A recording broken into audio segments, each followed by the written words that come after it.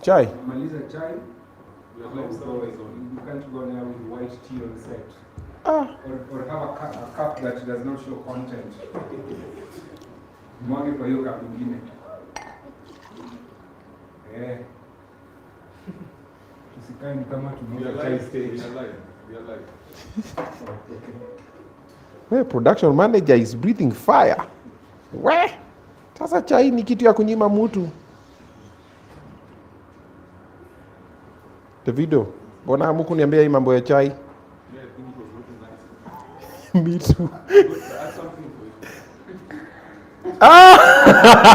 Sasa wewe unataka kuharibu. Wacha hiyo mambo yako wewe. Sasa unataka kuharibu. Production manager anakata chai zao mkate. Next episode.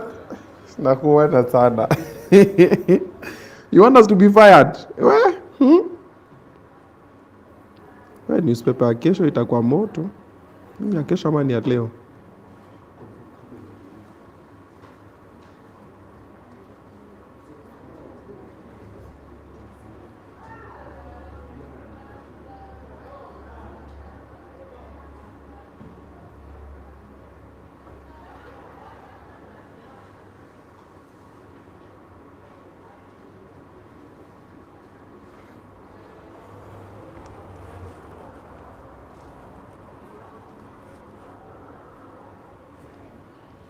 Haya, karibuni. Mumetungoja sana, finally tuko hapa. Tupo live. Yes, mambo ni live.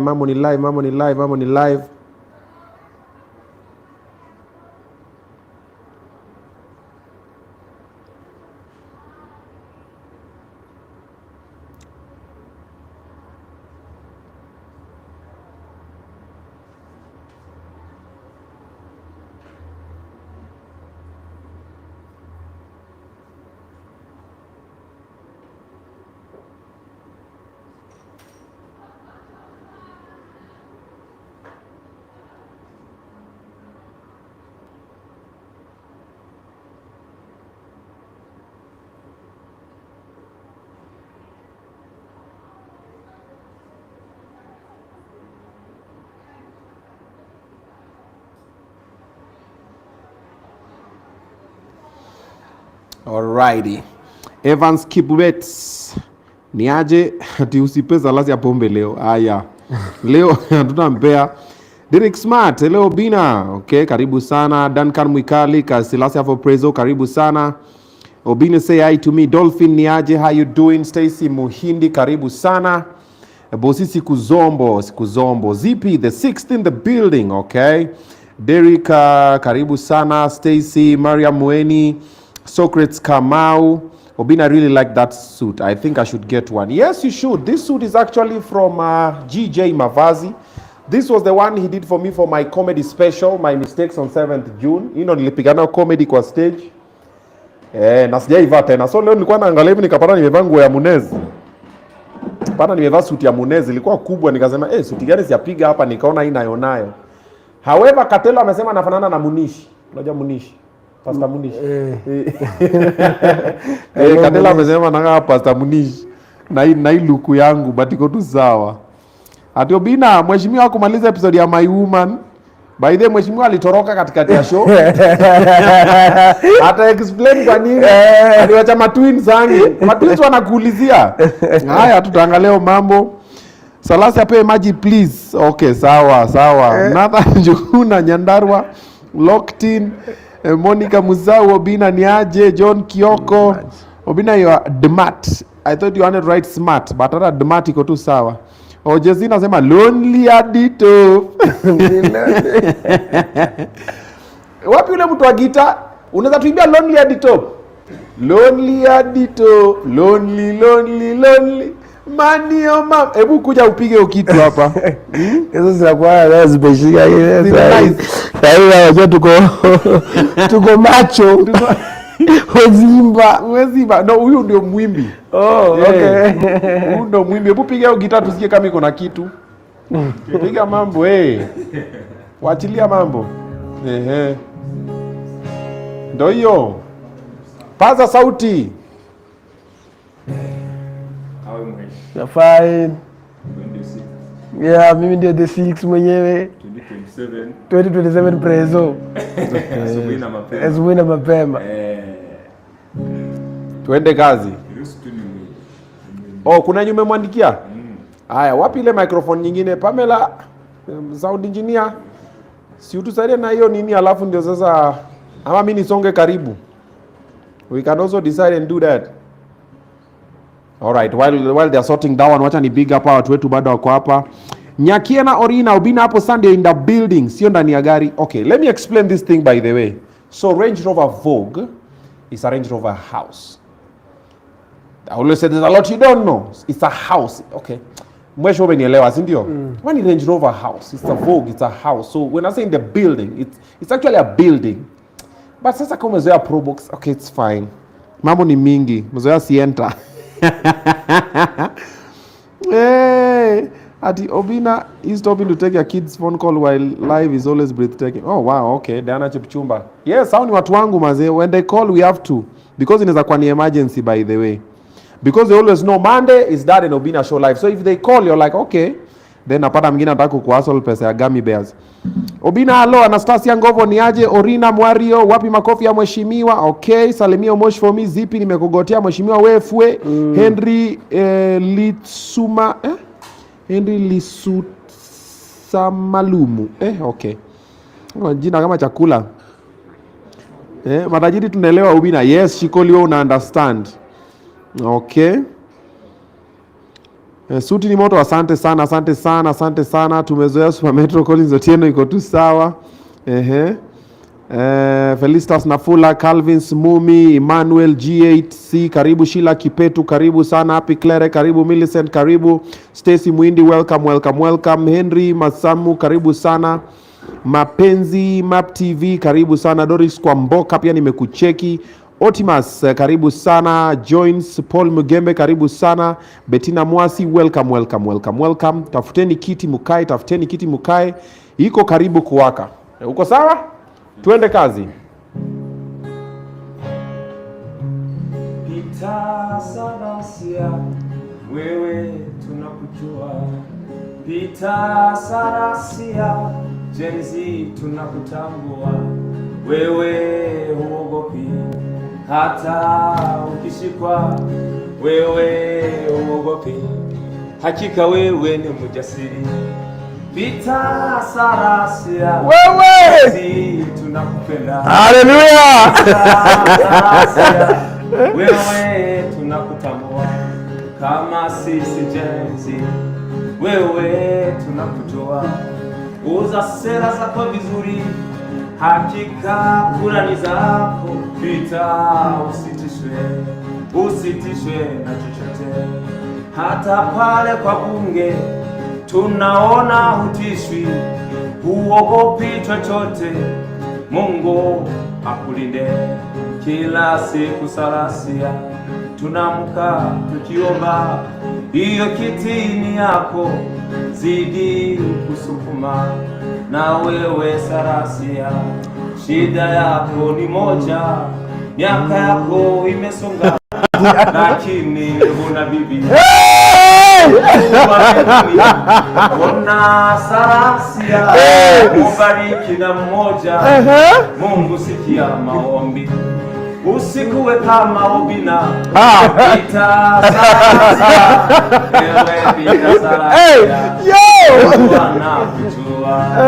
Uongezewe miaka mingi, uongezewe siku za kuishi. Pita Salasya, Mungu akubariki.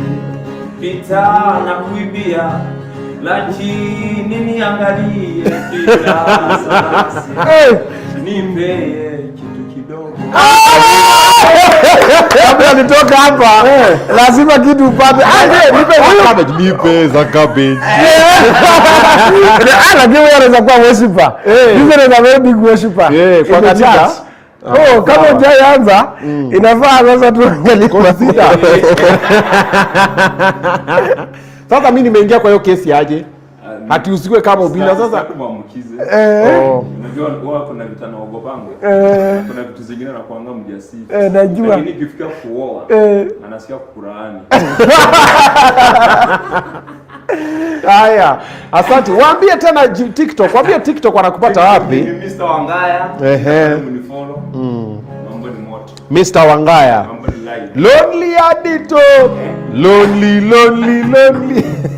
Leta miwani zangu. Hizi ni zawadi nilipatiwa siku ya birthday na mtu fulani. Modo somebody. Sasa tena nikipeana mambo itakuwa ni live.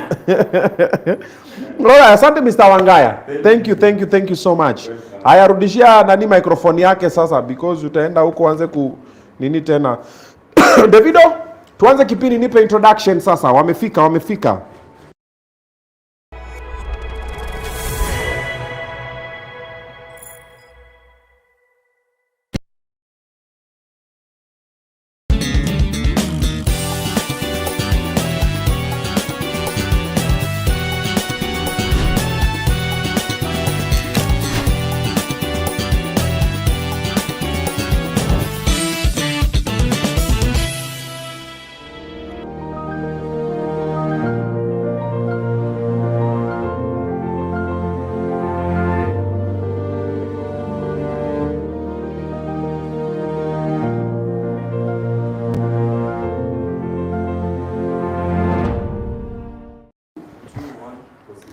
What's up, everybody? Welcome to Obinna Show Live. It's Monday, and when it's Monday, it's time for some good vibes about to educate you and entertain you, inspirational conversation and motivational conversations. Coming live to you, of course, from Samaki on Otero, this joint and seafood, same was up group. It's an amazing space to come and hang out and enjoy some nice delicacies. Their prices are also quite affordable. Parking is on the site and car wash as well.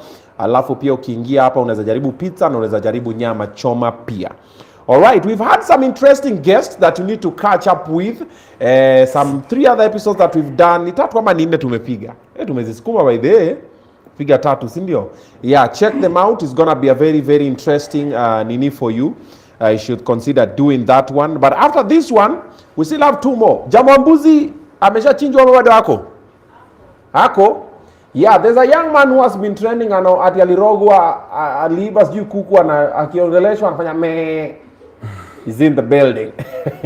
Wacha tuongee tu, hii ni kipindi, ni content, what is the agenda, target ni gani? We're gonna be having that conversation. Omosh, mumebai pregnancy test? Mumebai? Very good. We're gonna be doing pregnancy test for Hannah Benta live. So Hannah Benta kuna fununu that first wameachana na ule captain wake. Alafu tena akona mimba na Hannah Benta amesema na mimba and she lives behind here. So after this one also we're gonna be doing, anaingia hapa kwa washroom. Tunatengo, tunaangalia, tunaona kama ni twins ama ni so mambo ni live. All right? However, right now we have Mr. President in the building. Wabi Makofi one more time, ladies and gentlemen. Salasya the 6th. Mr. President, how are you? I'm very fine. Karibu. Thank you so much. Habari ya ground? No, ground is good. Yeah. And I'm happy that after 1 year, Yes. I'm back. Oh, it's been 1 year? Yes. It's our anniversary. Yeah, this is it's an anniversary because I remember, I saw some around 1 month ago or so. Yeah. And you replayed the video. Yeah. Whereby I was playing here with this cushion like this. And I was talking about the issue of nyota. Nikisema that I have a very big nyota. I don't know, but you remember the story. Yes. And I was just saying it, and I never knew that maybe one of these fine days it's gonna come to seriousness. Yes. The way it is It is right very now. serious Because right me, when I was talking, like by that time, I didn't know about it, how to start about it, how to configure around it, how to start and everything. Yeah. But here we are. Yeah. Yes, so it was a matter of spiritual. We were in the spiritual realm when we were speaking that, when we were having that conversation that particular day. Yeah. Yeah. Oh, wow. Okay. Karibu sana, Mr. President. Welcome back. Thank you. It's been a year. It's our anniversary now. So definitely, this one is going to be another one for the books. Lakini pillow tu ndo wachane nayo. Yeah, today I'm not going for the pillow because I'm on a very serious note right now. I'm very serious today. Okay. I'm very serious today. Okay, mama imegeuka. No, I'm serious now. You know, it is a matter of national interest. Okay. So today we are on serious business today. Okay. Yeah. Sijaona huyu Salasya serious. We are on serious business. There's a very serious poll that has been put on the screen as well. Yeah. Ati Salasya, Rigiji, Ruto, Matiang'i. Sasa, who would you vote for if elections were held today? So wameweka hapo Salasya, Rigiji, Ruto, Matiang'i. Wacha pia mimi cast. Salasya is leading at 42%. Oh, okay, that's amazing. That's amazing. we will keep winning. You know, I saw another one. People from Saudi Arabia, those girls were voting, and I was leading. So I said, this is not getting. It's getting out of my heart. Okay, walai, see. Kumbe it's real. Iko hapo. Peter Salasya with 42. Yes. Rigiji 16. Okay. Now let's give what. Okay, now let's go to serious business now.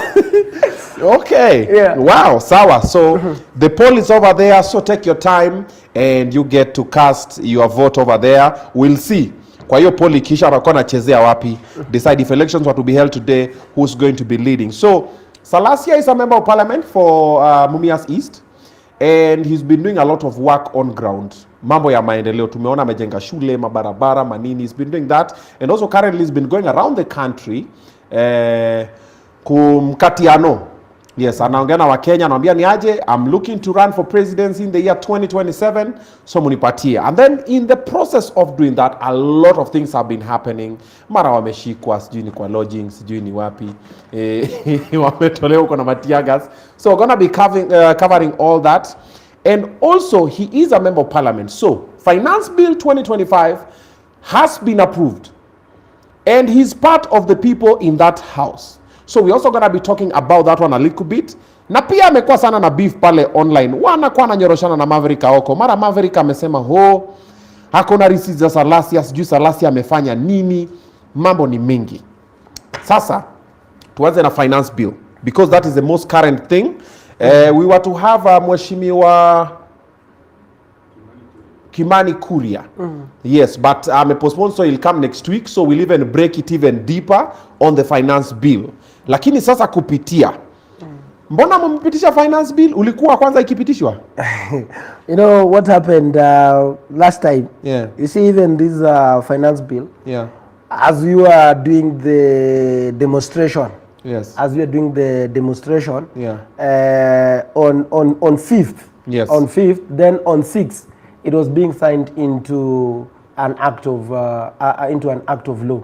Okay. On 26, yani watu wame demonstrate, wamefanya nini na nini yote, kama bado wanakuguza majera, they go ahead and sign it. So it was something that who goes ahead and signs it? see now the man who is at the power.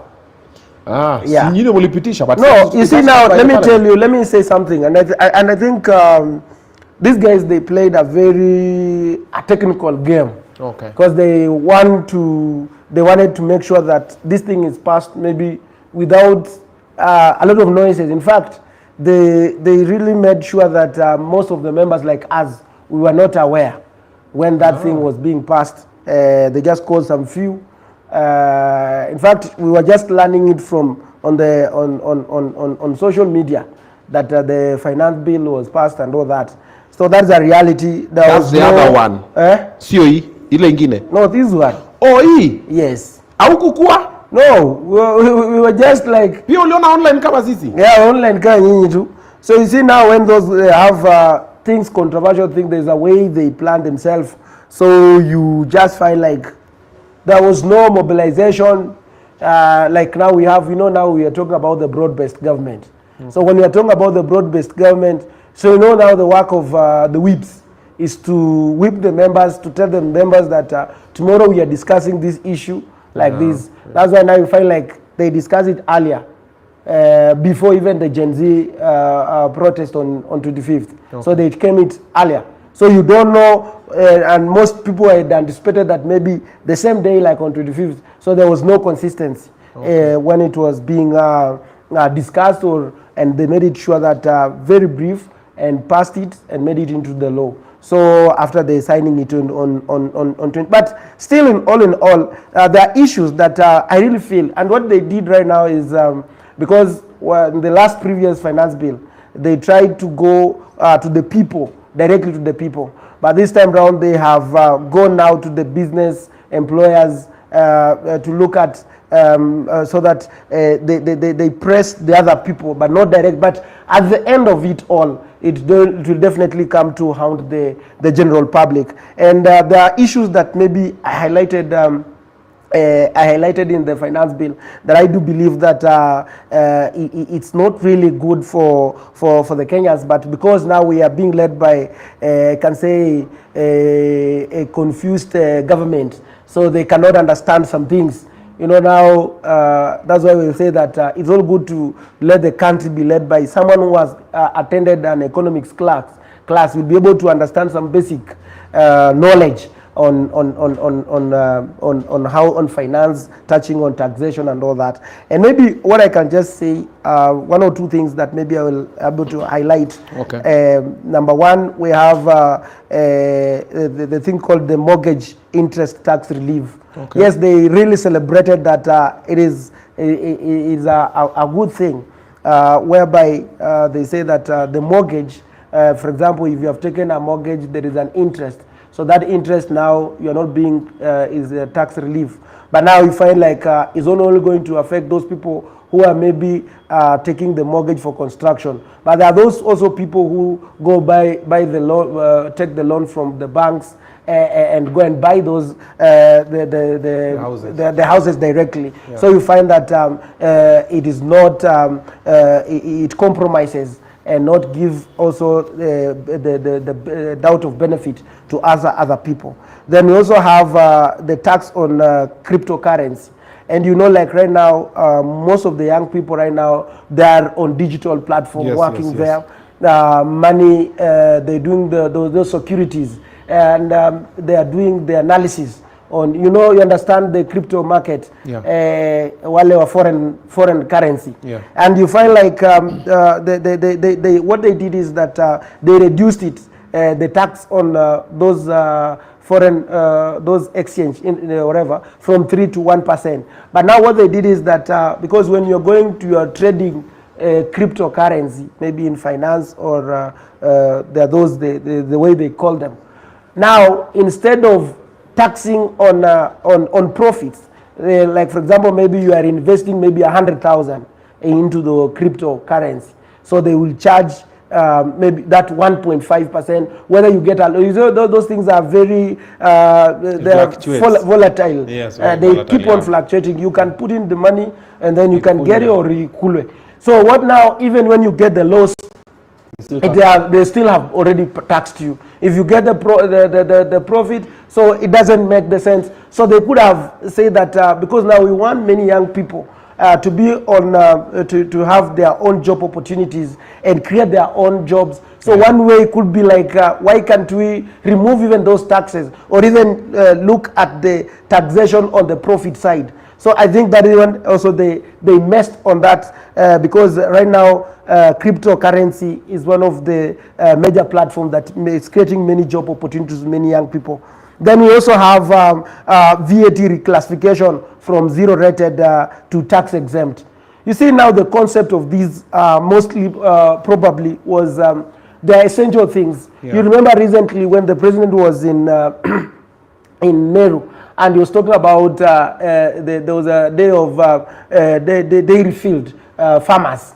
And you remember when there was an MP who said that, women rep, I think, who said that the president has lowered the prices of the animal feeds. People heckled, and which is a fact. What they have done, because we have like those called the animal feeds, they have been they've been enjoying what you call zero rated. So now when we mean what we call the zero rated is like if you buy some goods, you can go and reclaim and claim that you were taxed, and then there will be the tax refund.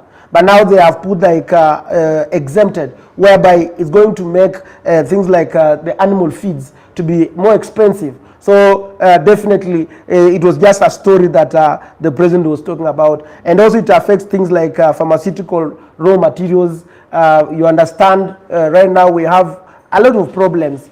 There are those who are pharmaceutical. We are talking about the cancer that the SHA is not taking care of, the terminal disease like sickle cell that the government. We are talking about the healthcare system, but now again we have forgotten. We have moved away from the principle that Kenya Kwanza had talked about, like about the healthcare, whatever. Then you look about there's what you call the locally assembled mobile phones.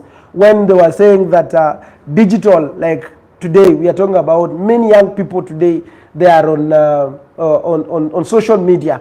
They want good phones so that they can make good pictures, videos, edit, whatever. But now again, it has been removed. So you find like it's going solar panels and lithium batteries. You understand the importance of the solar right now. People are moving away from the normal electricity to the solar because it's more cheaper. But again, now they have been removed.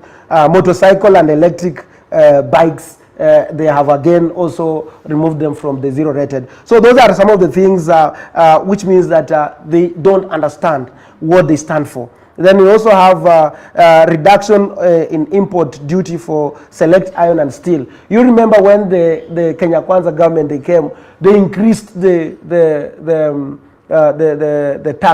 taxation on steel by 17. Now they have reduced it to 5%. Okay, which is good also. But now the consequences that are, the question that a normal person will ask, why were they doing it so to 17? Now they've just come down again to. So it's like they are yani but nasif. They're just like doing. Because you remember, I asked myself a question. Like for example, we have iron ore in Bere. Why are we still struggling to import when we have the key component in Bere? We have the clinker here is in Baringo. We have the clinker here in Gajado. We have the clinker here in Ukambani. The main component of making cement, but still the cement and iron still they are very high. So it means that they don't understand all this. Another one, affordable housing, the rollback of tax incentive. So they removed, you know, like I was in Morocco. Housing thing is not the first thing that Kenya is doing. When I went to Morocco, what they do, Morocco is one of the best countries that has done so well in terms of affordable housing. And one thing they have done is that they introduced the new homes. Like for example, we can talk of Kibera here. They will say they take the data of all people who are staying here in Kibera. They identify the land maybe in Kajiado. Then as the government, they build the social amenities. We can talk of the school, hospital, the road networks, and whatever, water and everything. Then they look for an investor. And they do the private government partnership, whereby now he has been given. So there's what we call the corporate tax and VAT. So this person does not allow to be, does not pay the... It's exempted of something. Is exempted for corporate tax and from the VAT. So you find like now those houses, a unit will goes at around 400,000. So and the government is just there as a guarantor. Now they give you the key. You start staying in the house. You start paying that money to the investor. So you find like at the end of the day that you build a certain number of units. Then you enjoy all those benefits. But now in Kenya, it's surrounded with a lot of there's no transparency in it. So initially they had about this thing of affordable housing. So you see now from the word affordable, it means that it should be affordable. From the word of construction, the word itself. Yeah, the way you construct, like the cement should be low, everything, there should be some benefit so that at the end of the day, when you build it cheaply, you also sell it at a gooder price or lower prices. But now you look at what they have done is that they were enjoying the removal of VAT incentives. There was some VAT that they were enjoying, and also like the tax, corporate tax, they have also removed from the affordable housing. They were enjoying like paying 15%. but they have removed that 15%. Now they're going to pay it at 30% and all that. So it's like they don't understand what exactly they really meant for. So those are some of the key things. You realize that they don't. There is also another thing that was in they call the marginal economic significance, that was talking about the digital, any company that is established in this country, that there is a certain percentage you have to pay for you establishing. So all these things makes that it doesn't make sense at all it's going to push the business people, and then it leaves the common mwananchi to suffer. I think that is one thing that I can say about the finance bill. Okay. All right. So Mheshimiwa has given us some of the parts, some of the components of the finance bill that has already been signed into law. Yeah. Has been passed, has been approved and stamped and signaturized by the president, and those are some of the parts that he feels alikuwa nao na shida kidogo. Maybe the last one, that maybe there is the removal of taxation on gratitude and pension income.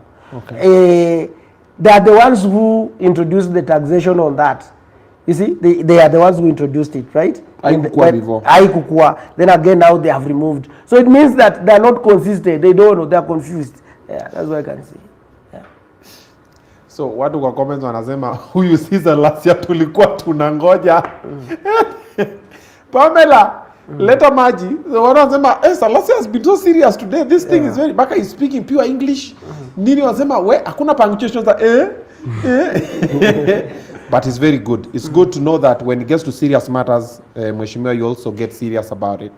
So, Pamela, kuja kwanza before tuendelee na this serious conversation, uliza Mheshimiwa chenye atataka kunywea.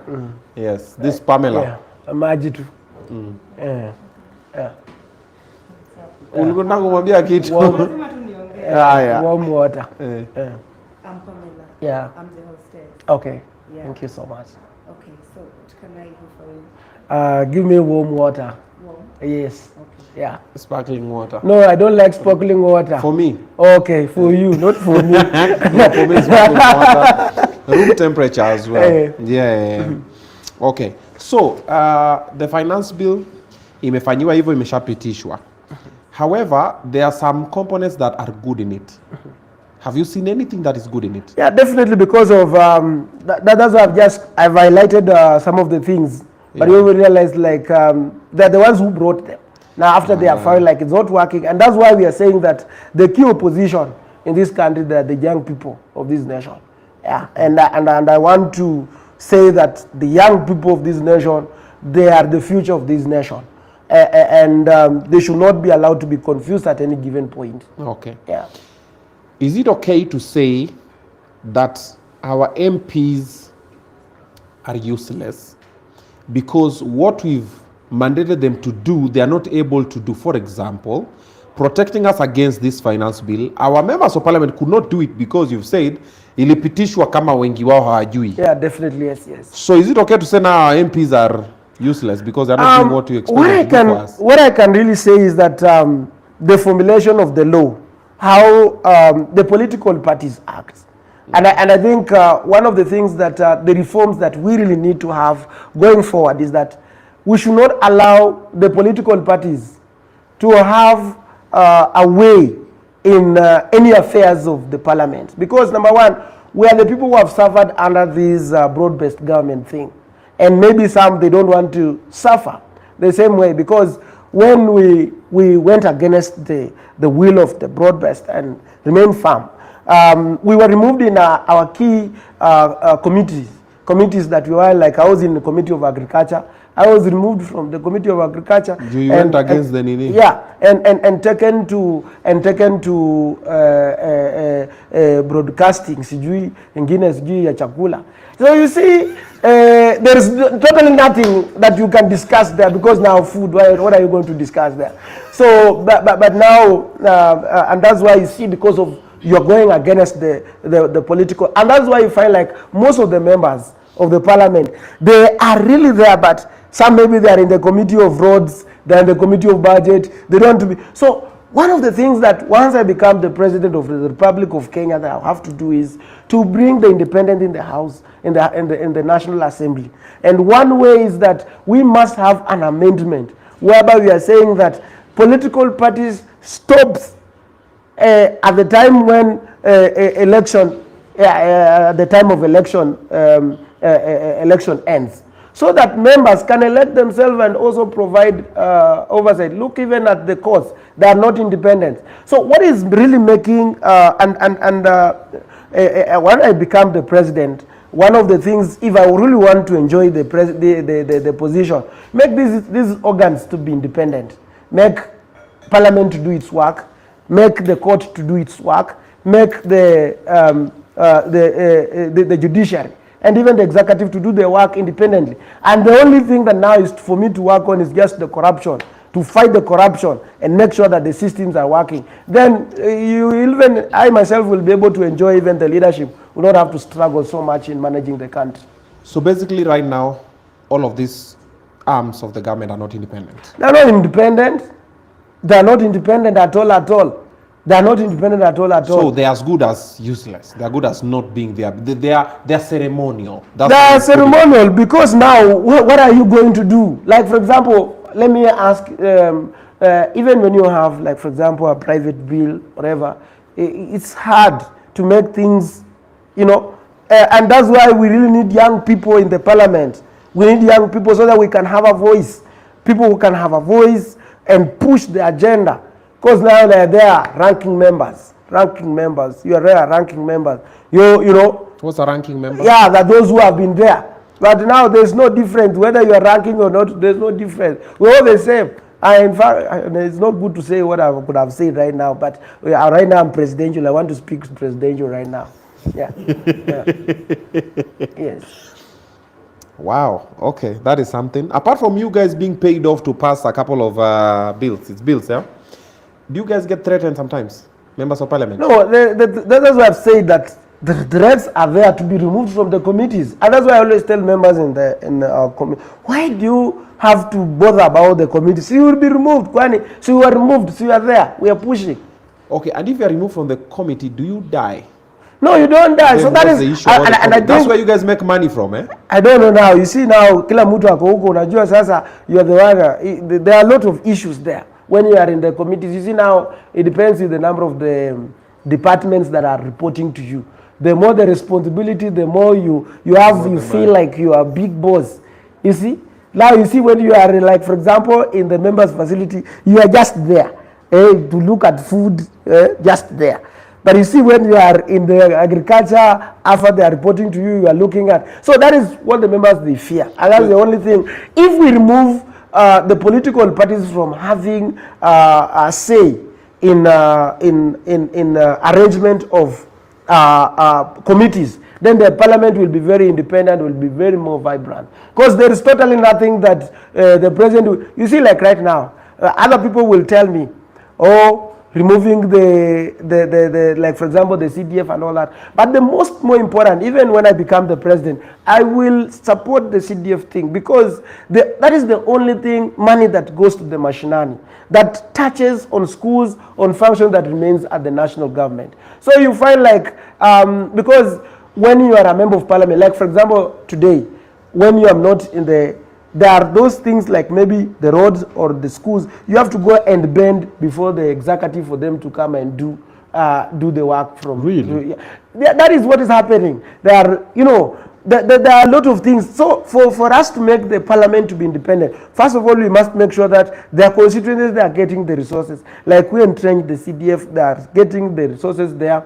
We are making sure that the roads, these roads, that every constituency has the roads, that has the fund to make sure that the constituency is getting the roads. So that when you are there to bring oversight to the government, to the executive, you are able, because there's nothing you're going to bend before them and tell them that, because at the end of the day, your people will have the roads maintenance, people will have the schools, you'll have the toilets, and that is what we really want. Let me see if I understand this correctly. Mm-hmm. So there's a couple of committees in parliament. Yes. That handle different things. Yes. And for you to be in these committees, it's a status thing. It Yeah. makes you feel more important. Yeah, sure. And there's also some liquidity in it. And now I don't want to say about the liquidity thing. But anyway, let us divert. We might come back to that. I'm continuing. I've not finished the question. Okay. I've not finished the question. Okay, so there's some money to be made. Let's just leave it there. And then, so my member of parliament has to go beg these committees to give them money or to approve some money for the constituency. Is that what you're saying? Let me just give you a good example. When you are in a committee, right? Yeah. So you like, for example, water. Okay. So you are meeting with the people of water, right? Like Victoria Basins, what, all those that are reporting to you. So you are able to push the projects maybe in your... So that is, if you are in the electricity, for example, energy. So you are not in the electricity committee, so stima itakuja kwako. That's why we must say that when we want this country to move forward, we say there are things like that are in the national government. Like, for example, the functions, we say every constituency has to get this amount of money for the roads. Every constituency has to get the CDF of this amount. Every constituency, and it should be in the law, that for any functions that are with the national government. So that now you don't have to go and beg the national government that I want this. So you are able to provide serious oversight for them. And that is why now you find like, because now you have been promised that they are bringing water in your constituency, they are bringing what in your constituency. Now you don't have to bend, you have to bend. And that is one thing that we must stop at all. Are you pro-equality or equity in funds distribution? I'm pro-equality, and that is why I'm pro-equality So and equity. Yes. Constituency should be given the same amount. Yes, of and that's why resources. we must say that CDF, because for all 292, and this is the only money that goes directly to the constituency level, it's being felt by the people down there. And that's why we say that is equality and equity. But now you see, when you remove such kind of kitty like CDF, you remove the road. It means now when you are in the opposition like the way I am, you have to go back. You'll be forced to go back to the executive and ask them bend. and bend before them. So, and that is what whenever I must make sure that every and in fact, like the county governments also, and also this one also affects the county governments. And we must also come up with the legislation, like for example, every ward, every sub-county has to be entitled, if it's a certain amount for this amount, maybe for water, for those devolved function, it has to be go directly. Or else, if you go against the will of the governor, you will not bring, maybe if you are the MP or you are the or your MCA, you go against him. He will divert the resources to other areas that they listen to him. And that is also some of the things that going forward you have to work on. Maybe we go to the, because these are the, now I'm presidential, I should not be discussing this right now. I should be discussing how I need to transform this country. Anyway, let's proceed. Yeah. CDF, Yeah. HELB. Senator, I think it was Karangu Wathangwa who spoke about the government. Why is the government giving us money to pay the government? And I've heard you speak about it now. You're like, oh, CDF should still be given and everything. So are you pro? The government keeps giving people CDF for people to pay back to the government and even help. Ama the government just puts the money in the system and makes education free.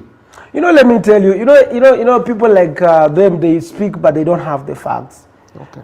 Like, remember the history of Kenya, where Kenya has moved from. Education was there. But you remember that there was a time when people used to go for Arambes. They used to go for Arambes to build a toilet. They used to go Arambe to build classroom. They used to go for Arambe to buy the buses. Is that what now someone is thinking about? That is now the important. The CDF thing has made it so easy. Like, a school can be bought, a bus can be, school classes can be constructed. Because when we remove it, means that this function, if you want, you have to get back to Nairobi to go and request them to buy for this thing. Now look at the education. You know, you cannot talk about scrapping all those things if the government has not yet done what they're supposed to be doing. Look at a good example. Look, the implementation process of NHIF from NHIF to SHA. When they came up with the SHA, they went very fast to do away with the NHIF and then bring something that was not working up to today and has no significant impact on common mwananchi, still believes that NHIF was the best remedy for the healthcare system as compared to the SHA. So if you're saying that, for example, you want these things to be scrapped like HELB so that they can be, why can't we bring and implement fast? Then before we remove all these things, we say we are starting, like for example, maybe there is the transition process. I think one thing that the Kenya Kwanza has not learned is about the transition process, which is very critical in any given way. We umenizungusha but iko sawa. Wacha sasa tukuje sasa huku kwingine sasa. Sasa tumemalizana na finance bill. Tumalizana na hiyo. Tutakuwa tunalima government hapa na pale tukiendelea kidogo kidogo. For example, your take on police brutality? Yeah. What's your take on police brutality? Number one, first of all, I want to condemn the police brutality in the strongest term possible. Okay.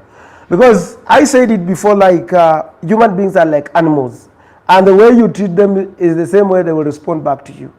And we have lost so many lives through the police brutality. You remember the generation that we are dealing today with is the generation that is different from the previous generation that have been there. These are the young people that have been brought up when Kiboko was removed from the system.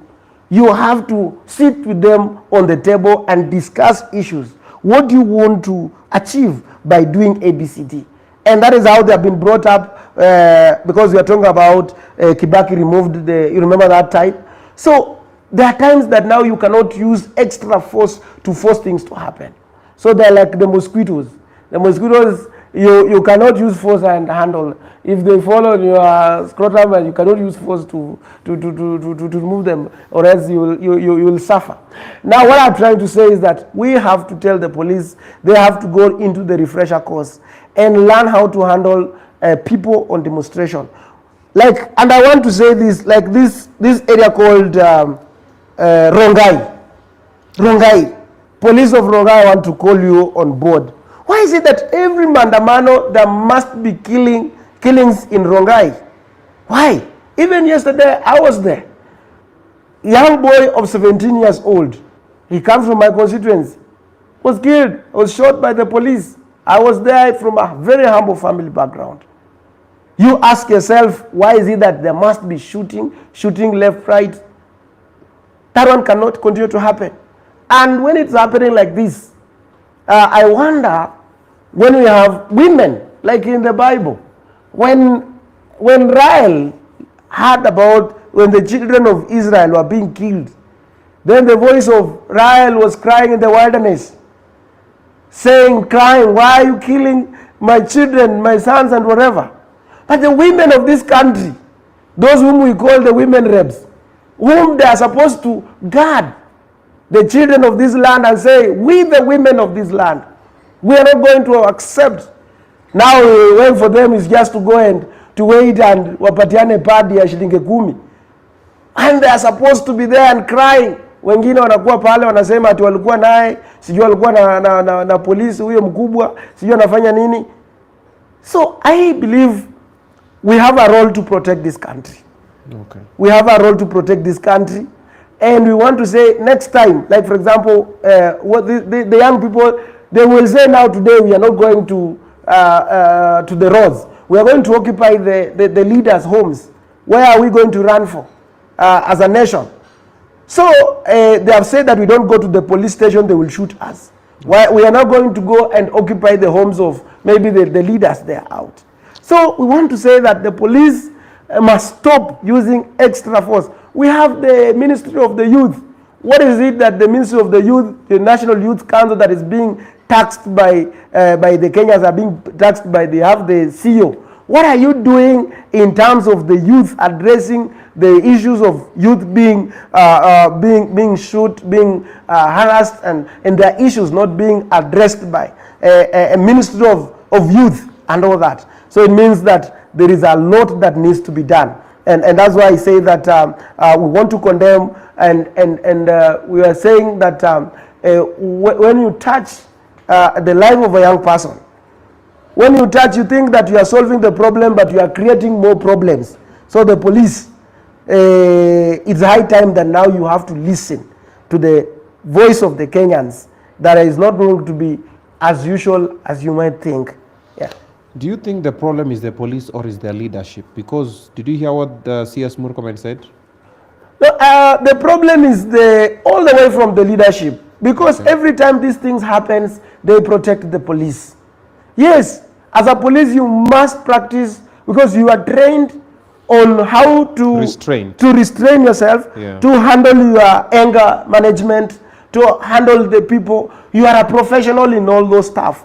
You have to use all the professional tactics and make sure that you are. Why is it that the Kenya army, the police, when the army were moving, I saw the video. Instead of them booing them or shouting at them, they were removing stones and greeting them and celebrating with them. The highest order, the highest honor they received is because the police failed to gain that respect from these other people. And if they could just, we make stories. I saw something, they said that they have to give placards, they have to do what? Look, there's this issue of the supermarket that were being looted here, OTC. You ask yourself a question, OTC here. From OTC to this Mudhurwa police station, it's just like here. From OTC to Kamkunji, 100 meters. But they were looting the whole place. But you find there was no police. But what were maandamano were on Kibera, that's the other street, Kimathi Street or the other side. But the looters, they're on this side, doing their work, but no police is doing all that. The other one we experienced, we saw they are carrying Fimbo and all that. They say that we are. So you find like this is a total confusion, and we need leadership in this country. If you are standing with the Gen Zs against police brutality, why weren't you at the Mandamano? Number one, let me tell you one thing. When it comes to leader, now for example, I'm a leader. Wewe umeona katika nchi ambazo zimeenda, kiongozi wao wanalinda kiongozi yao. Sijui kama unapata, yani, they don't expose your leader. First of all, you don't expose I'm the future of these people. So if you expect me to go, Babu alikuja. No, you see now, Babu is looking for Nairobi here. Mimi, I'm presidential, right? I'm presidential. Remember, I'm president. So you don't expect the president to also to be on Mandamano. No, you are there looking and studying and watching on what is happening there and there so that you can raise the alarm. Maraga was there. No, Maraga. Senator for Busia. No, the Maraga, those are we have the activists and we have the leaders. Now I'm a leader. Presidential. You don't expect a president to go and also to be on the street at the same time. But Tata is presidential. No, you see, I don't want to undermine anyone, but you see, I'm not an activist. You see, understand me from where I stand. You remember when I was still in that level, you see the Sifuria Mandamano. I could even go with my Kinyasa there and do the Sifuria. But now you see, right now, we are looking at how I'm presidential right now. Remember, I'm presidential. Remember that one also. Kwanza talking about presidential, anasema we ni project ya Ruto. Yeah. Now, let me tell you one thing. Let me tell you one thing. Kewa mkate ndio confuse makura za watu. I think it is obvious, it's normal in politics for anyone to give you a brand that this is a project. But for Peter Salasya, I cannot be a project of anyone, number one. Remember, I'm a self-made leader, whether a self-made or born leader, whichever the way. Yeah. Because you remember, if you are a member of parliament, I'm a member of parliament, right? How can I, if I don't have the passion for the people, can I risk, like for example, my seat there?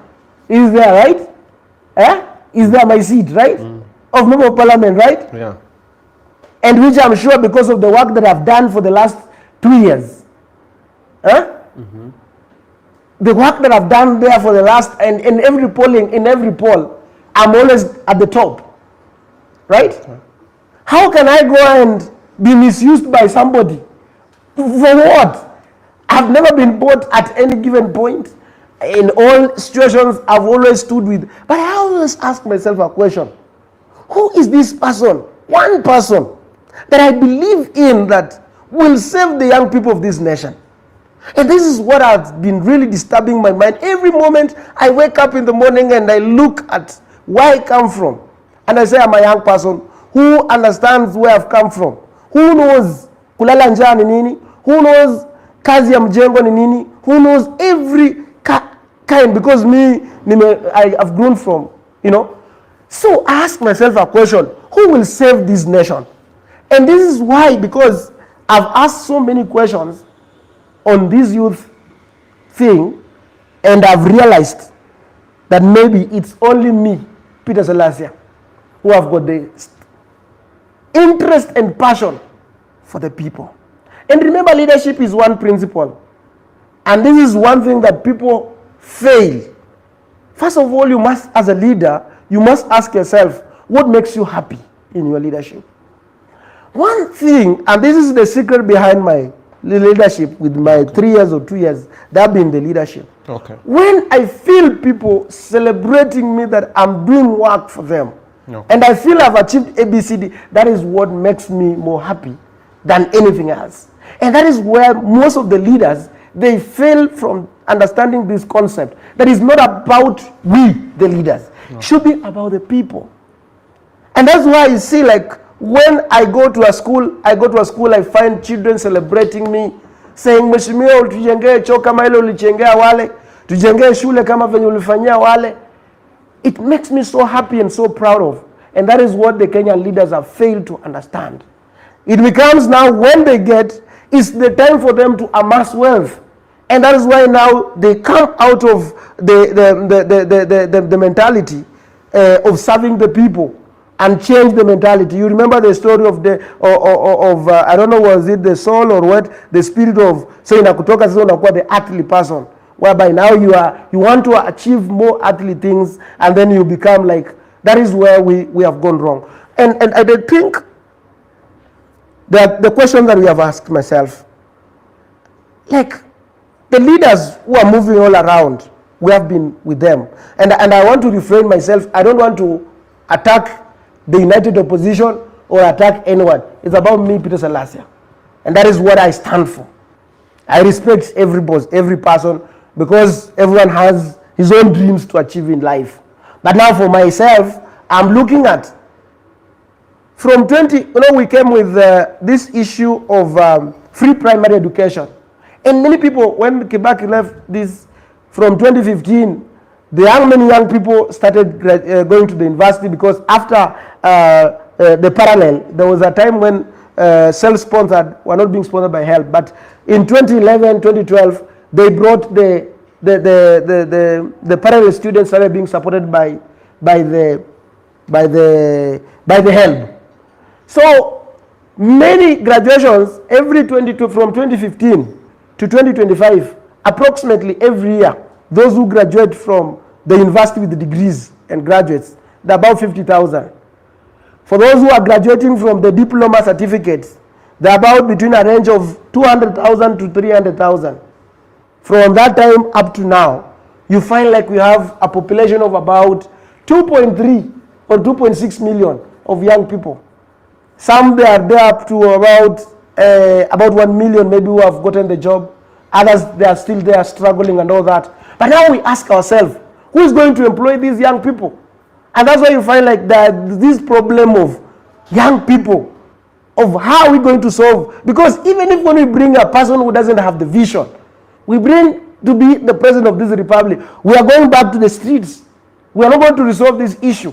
We must have a leader who has the vision and who has that mskumo, that push.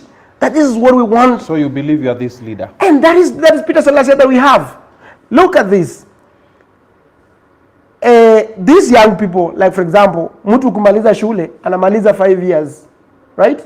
Anamaliza 5 years, maybe ndiyo apate. Sasa unapata mtu amesomea sijui molecular biology, unapata sijui ni Taylor, unapata mwingine sijui amefanya nini, amefanya hiyo nini. So we are lost. We are like lost in the jungle. And the more we don't have time as a nation. That's why when I've been walking all around the country, I've been saying that if we mess it, like even 5 years from now, Kenya will be in a total problems like in Nigeria, where there are going to be so many learned people, but there are not going to be job opportunities. So we've seen a couple of presidential aspirants. Yes. And you believe you are the better one amongst them. Yes. Let's leave the president now. Let's talk about other presidential aspirants.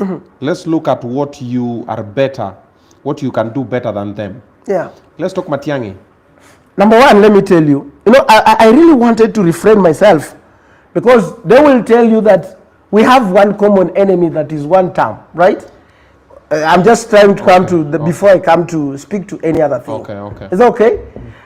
And I really want to refrain myself. I really want to talk about my agenda. A lot of refrainings you're doing. Yes, and look, one of the things that has really, I was in a country called, I was in South Africa to one time. When I was in South Africa, I noted that in South Africa, people love amapiano so much. And because they love amapiano so much, they use it, they consume amapiano, and to an extent that they are now exporting amapiano. We have amapiano fest in Kenya, which is now also doing a marvelous thing here in Kenya. Now I ask myself a question. These young people of Kenya, they love digital content things and whatever. And any successful person, like for example, me, my passion is to talk to the people. You must know what do your people in your country love, and that is where you're going to thrive from there.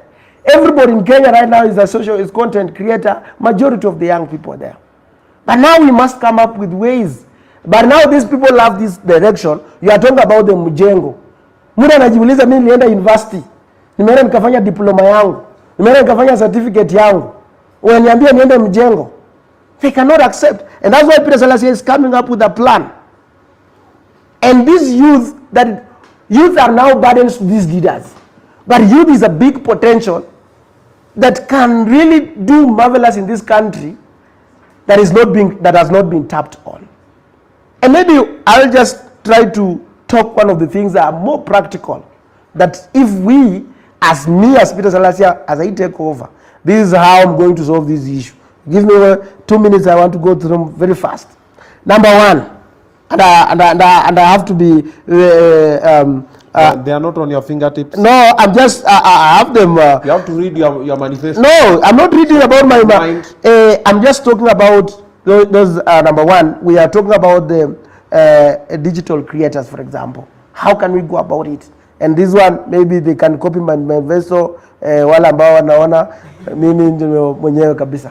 Number one, what we really need to do is to fund youth content. Okay. Yeah, we need to fund youth content hubs, create digital studios across the country where youth can produce music, videos, and social media content, turning their dreams into careers. Train for digital platform, offer free training in video editing, graphic design, and storytelling through community centers, enabling youth to monetize content on platforms like YouTube and TikTok. Subsidize equipment access, yenye umeona wameshapandisha kamera kama hii 1,300, kitu kama hiyo nitawaambia 1,000 ngapi? 500,000. Watoto wangapi watapata 500,000? So that's why we are saying like I'm just talking about those things, but the other tax wameongeza sasa kwa hizo vitu mtapata. Subsidize equipment access, provide affordable smartphones. Look at the smartphones right now. The Uhuru came up with phones ya kutengeneza hapo Kimathi University. So wamesema wametoa ile exempted, zero rated, now is exempted, which means they are going to be more expensive. Wamepoteza network pale watu wa Kenya Kwanza. So we are coming enabling youth to provide affordable smartphone cameras and internet bundles to youth content creators, ensuring even those in villages can participate in the digital economy. Young farmers in agriculture and industrialization invest in high-value crops, horticulture, livestock rise, and with the training seeds and technology in youth fund youth agribusiness startups through grants and low-interest loans, reform policies to improve land and finance access for young farmers, develop special economic zones for manufacturing and agri-processing in Mombasa, Kisumu, Lamu areas, provide tax incentives, simplify regulations and credit access for micro enterprises and all that, expand digital infrastructure and innovation hubs to boost the ICT sector, support youth-led ventures in eco-friendly products and waste management, partner with UNEP to train youth in green skills, empower grassroots economies, promote cooperative models, establish youth-led cooperatives, among many things. So what I'm trying to say is that they don't have a plan. And that's why they are going to Harambee. So Peter Salasya is the best person. Like use, I'm sorry to say, please forgive me, I want to say about this. I didn't want to talk about anything. Some other people, they were saying that they were giving they were waking up, they were in government. You ask them, what job opportunities did you create for these young people? They will not answer you at all. So you must also tell us, you as a person. I don't want to attack anyone. Peter Salasya is an independent person, and I don't want to attack like I want to be Peter Salasya. It's going to be united opposition, Peter Salasya and Kenya Kwanza, lakini tumeambia rais yeye Ruto ana step aside. Yeye unajua sasa kazi imemshinda, wewe tumeshamalizana mambo yake. So it's me and united opposition. Peter Salasya will be winning very early in the morning. Ask me another question. Umemaliza na chat GPT. No, it's not about the chat GPT. These are real issues. I'm talking about the issues. And I'm talking about the passion, because the young people are, and let me also tell you about one thing that I'm going to do. Number one, we have so many investors who have migrated from Kenya, right? That's true. And I can give you a hostile business environment. Yes. Have we gone, as a president, first of all, I must go back to those people, those investors. I must ask them, why have you migrated? I must have a report. You think they don't know?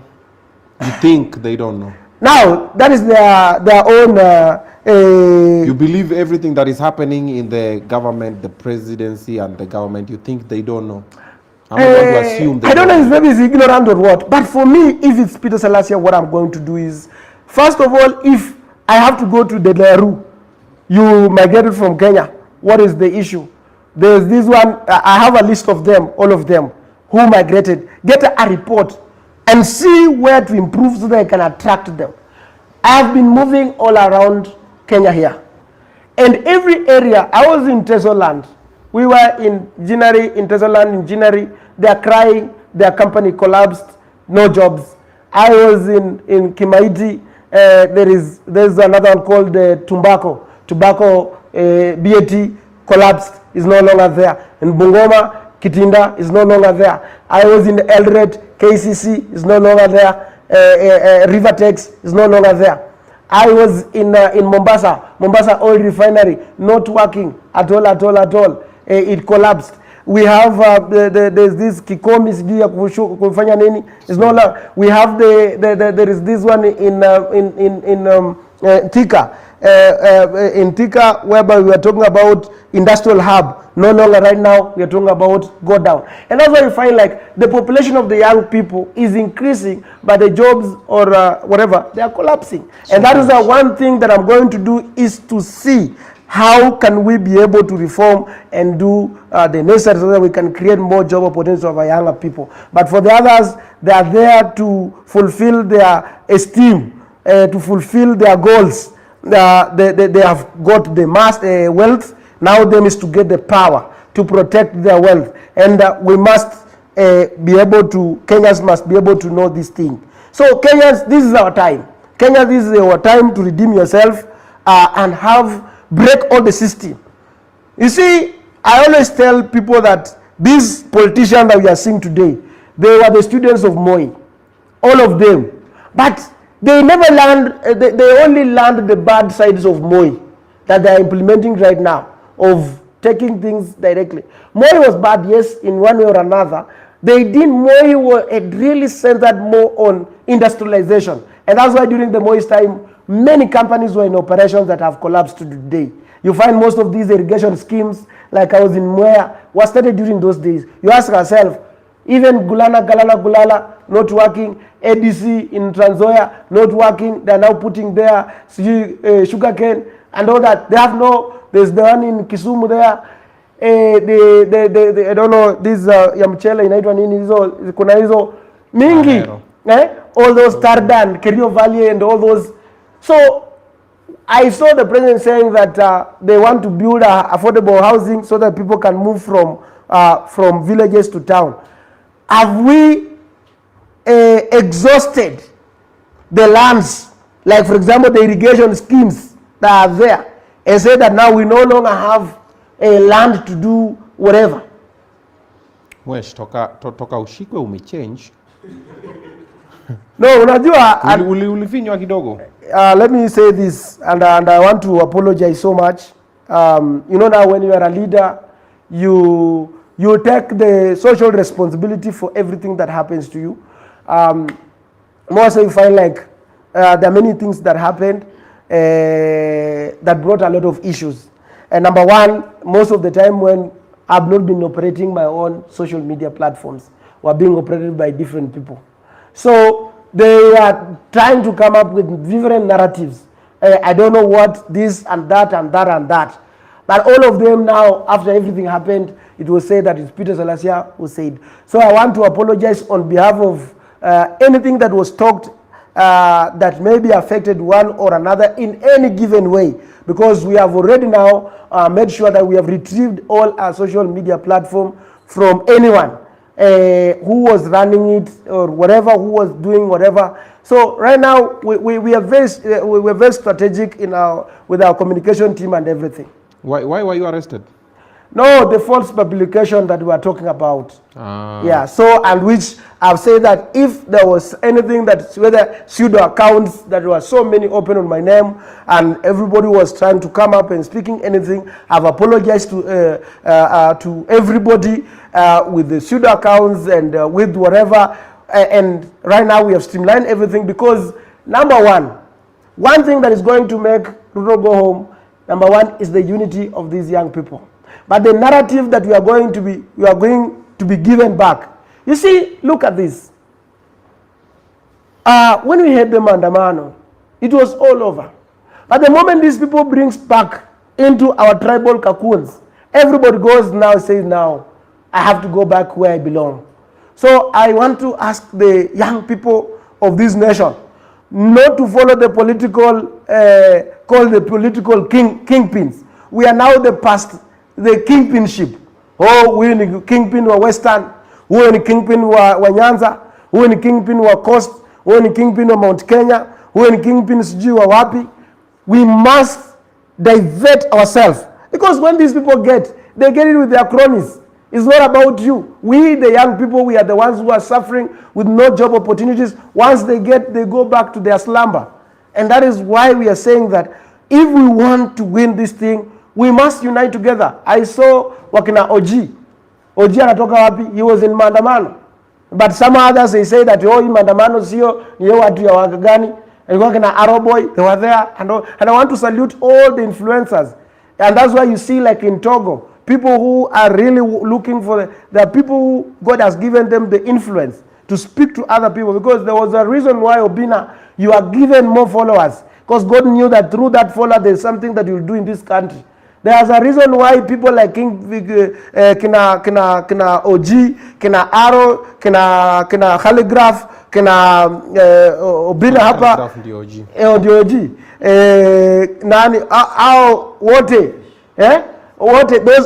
those people. There is a reason why God gave them those followers. You can do all your nonsense on social. Hata unaweza tembea uchi, but huwezi pata members. Lakini there are people who have been given, and there's a reason, and that's why I want to ask all those people who have been given, use that political that platform that God has given you to champion for the better Kenya. Because when you have a better Kenya, it will also favor you and it will also favor everyone else. Sasa tujaribu sasa tuweke majibu, we compound. Yeah. Yes. Unatembea mpaka Garissa before urudi hapa. Yeah. Hata kuna swali nimekuuliza umeenda left. Yeah, now ask me now. Direct now to the point. Direct to the point. What makes you better than these other presidential candidates? There is Matiang'i. What makes you better? Matiang'i has been the system. He has been the system. He knows how to work, but he doesn't know how to create job opportunities for the people. That's why you heard him saying that he was giving exams to people he was waking up at 3 to give exams. So you give exam. Yes, giving exam is your work. I can even give to someone and give exam. But now create job opportunities. Rigiji. I don't want to talk about Rigiji because I told people of Juja when I was in Githurai that separation of Ruto and Rigiji was the best thing that has ever happened. It was a blessing to Kenyans. Because if it could not have happened, Kenyans ingezama. And that's why hiyo ilikuwa ni a wake up call so that he comes out, God raises him, so that he can come and expose whatever. Yana kama Moses. Alafu Joshua mimi naingia pale naingiza watu Canaan. So he's Moses. He's Moses. Rigiji ni Moses. Nikipata president nitakumbuka siwezi acha Jalinda kwa sababu he is also playing a role because we are going to Canaan. Kenya is going to Canaan. Right now, that's why God has raised akina Moses. And you are the one to take them. Now I'm the one how to take them there. Because I will take care of other interests. Naambia mzee nataka security ndio hapa. Kitaka kufanya mambo yako ya hapa na pale lakini inji mniachie mimi niipange. Niipange. Venye nimepanga Mumias East huko. Hakuna kitu kazi ambayo imefanywa Mumias East, hakuna Kenya yote ambayo imefanywa huko. Whether tournament, whether nini, Mumias is a special constituency right now. And mimi najifanyanga mjinga lakini mimi ni mtu intelligent. Mtu intelligent. You people doesn't know me, they ought to know me. But very slowly they will get to know this one is Ibrahim Traore of Kenya. Okay. More of a joker kidogo, he knows how to mingle. Unaona watu wanasema ati comedian. Comedian, call me comedian. That's good. Someone can think that is insulting me. But one thing you'll remember, kuna huyo president ambaye ako ni nchi gani alikuwa na dance juzi. Was the one there's a comedian. There's a country that the president was a comedian. Yes. Is it France? It's Zelensky alikuwa DJ. You're France. DJ alikuwa hiyo ni Ukraine. Alafu kuna yule mwenye amedance juzi. Amependwa sana ni West Africa. Hiyo nchi iko mzuri sana. Na wengine wako pale. Because you see now right now from this comedy I'm able to know what people are thinking. Unaelewa? Nani nasoma? Unajua DCI. Unajua Nisa anakuja pale anajifanya mwenda simu, anajifanya kama ajui chenye anasoma na anaenda na report na anaambia hapa iko hivi na hivi na hivi. Sasa huyo ndio Peter Salasya mnajua. Yeah. Kalonzo. See now Kalonzo is also good. Kalonzo is another Moses. Because you see now Kalonzo now ameseparate na baba. Unaona? He has a role that is playing there. And we want him to continue pushing. Because you see, sasa hao ni watu ambao watakuwa kama council. Waambia, sasa nyinyi mtuambie hapa na pale.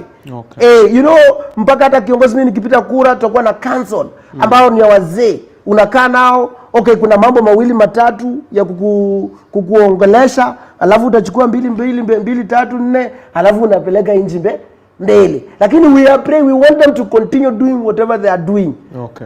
Usijika unanielewa? Wajakoya. They are just there. They also have a role. That's how God created us. They also have a role. Yes. Okay, Raila. You see now Baba has done so much. He has done so much. And ile sarakasi yake ameona vile sarakasi, yani ile mambo yake amefanya, mnaenda. Umeona hata juzi huyu mwingine amekuja anasema tunataka dialogue. Unaona? Yani nasema wamefanya kazi yao vizuri. Sasa sisi ni kuwaheshimu. Unaelewa Obinna? Tutawaheshimu. Si ni wewe ndio ulikuwa unatukana baba? Unajua wacha nikwambie kitu kimoja. Mimi niliwaambia, and by the way, kama kuwa na fanatic wa baba. Umaipenda dema alafu akukatae. alafu akuzimie simu. Umai? Umai? Alafu upata akona boy mwingine. Unaona mwenye nasumbuanga akili. So, mimi nilijua. Unaona wenye baba alikufanya? Yeah, mimi nilikuwa, unaona ili like, because number one, nilijua ya kwamba I didn't want baba to make any mistakes. Okay. Unajua siasa ni calculation, Obinna. Ni calculation. Ni kama tu kama sasa saa hii mimi. Watu wengine watakuja hivi na hivi. So baba mimi nilijua hata kwa EUC ni mimi hiyo ndio kitu nilimwambia. Hiyo si nilijua alikuwa anamcheza. Nilijua mapema, that's why mimi nilisema mapema. Uliambia baba anamcheza? Niliandika kwa mtandao. Nikasema baba, watu walianzisha ile kitu inaitwa congratulations baba for winning AUC. Mimi nikasema mimi nilikuwa kwa committee moja ilikuwa tunaita regional integration. Ile ilikuwa inaleta mambo ya East Africa thing. So when I was there, it's like they have not approached this East African community to make a deliberate decision that we have endorsed, so that we can be also this one come as, because he took on around 7 or 12 countries to andie like our endorse. It was never there. So they are there lying at him that ya kwamba congratulations for winning. So hiyo kitu iliniuma sana because nilijua wanamdanganya. They were going there to witness as he falls, so that now arudi mambo ingine. But that is a past story. What we are trying to say is that Baba have done what they have done in their political life, and they have done. We appreciate them. We thank God who has kept them all along, and we are praying for them. And what we just really need to do, we don't want now to confront them anymore. We just want to make our own decisions and say, we as young people of this nation, we are taking this direction. They will also come back to us. After I've won the election as a president, they will come back to me. Na nasema nyinyi wazee wangu, mnataka aje, mnataka aje. Na nakaa nao, lakini nitapanga, security yenu iko sawa, nini na nini, lakini nipange nchi iende mbele. Iende mbele. Sasa hivi ni mwerevu saa hii. Sasa hii sitaki kukaunda na mtu yote. Sasa hii eye on the ball. Okay. Yes. Lakini bado una post kama umelewa na ukivuta bangi. Let me tell you, unajua sasa, is that a presidential behavior? No, you see, let me tell you, mambo ya, okay, alcohol hiyo ilikuanga maybe yani for fun, nini, hizo zilikuanga mambo ya sinema, lakini mambo ya sinema hizo ziliisha, unaelewa? Alafu ingine ilikuwa AI. Unaona hii ingine hii ilikuwa AI. Unajua mambo ya AI. Kuna mambo mengi. AI. Wewe unajua AI? AI inaitwa nini kwa Kizungu? Hiyo ni AI. Salasya, hiyo ni AI. Ule mtu alishika bangi hivi. Hiyo ni AI. Hiyo ni AI. Wanakuchukua na kichwa na kuweka pale. But all in all, what we are trying to say is that we are very focused young person right now, because we have understood the role, ile wanaita the responsibility ambayo Mungu amenipatia, na ile kibali amenipatia, nyota ambayo amenipatia ya kuleta mabadiliko nchi yetu ya Kenya. You don't believe it's too soon for you to run for presidency? There are people who feel maybe you could have run for MP a second term, then maybe you go to governor. They feel if you go for presidency now, the maximum you can be in the presidency maybe is 10 years. Then after that, what next? You don't feel that? You're either too young, it's too soon, should have waited? What you have really asked me is what has been really disturbing me for a very long time. Okay. Which part? I've asked a bunch of things. There's one. No, the one you're saying. After? Yeah, all of them. You know, penye tu umeanzia.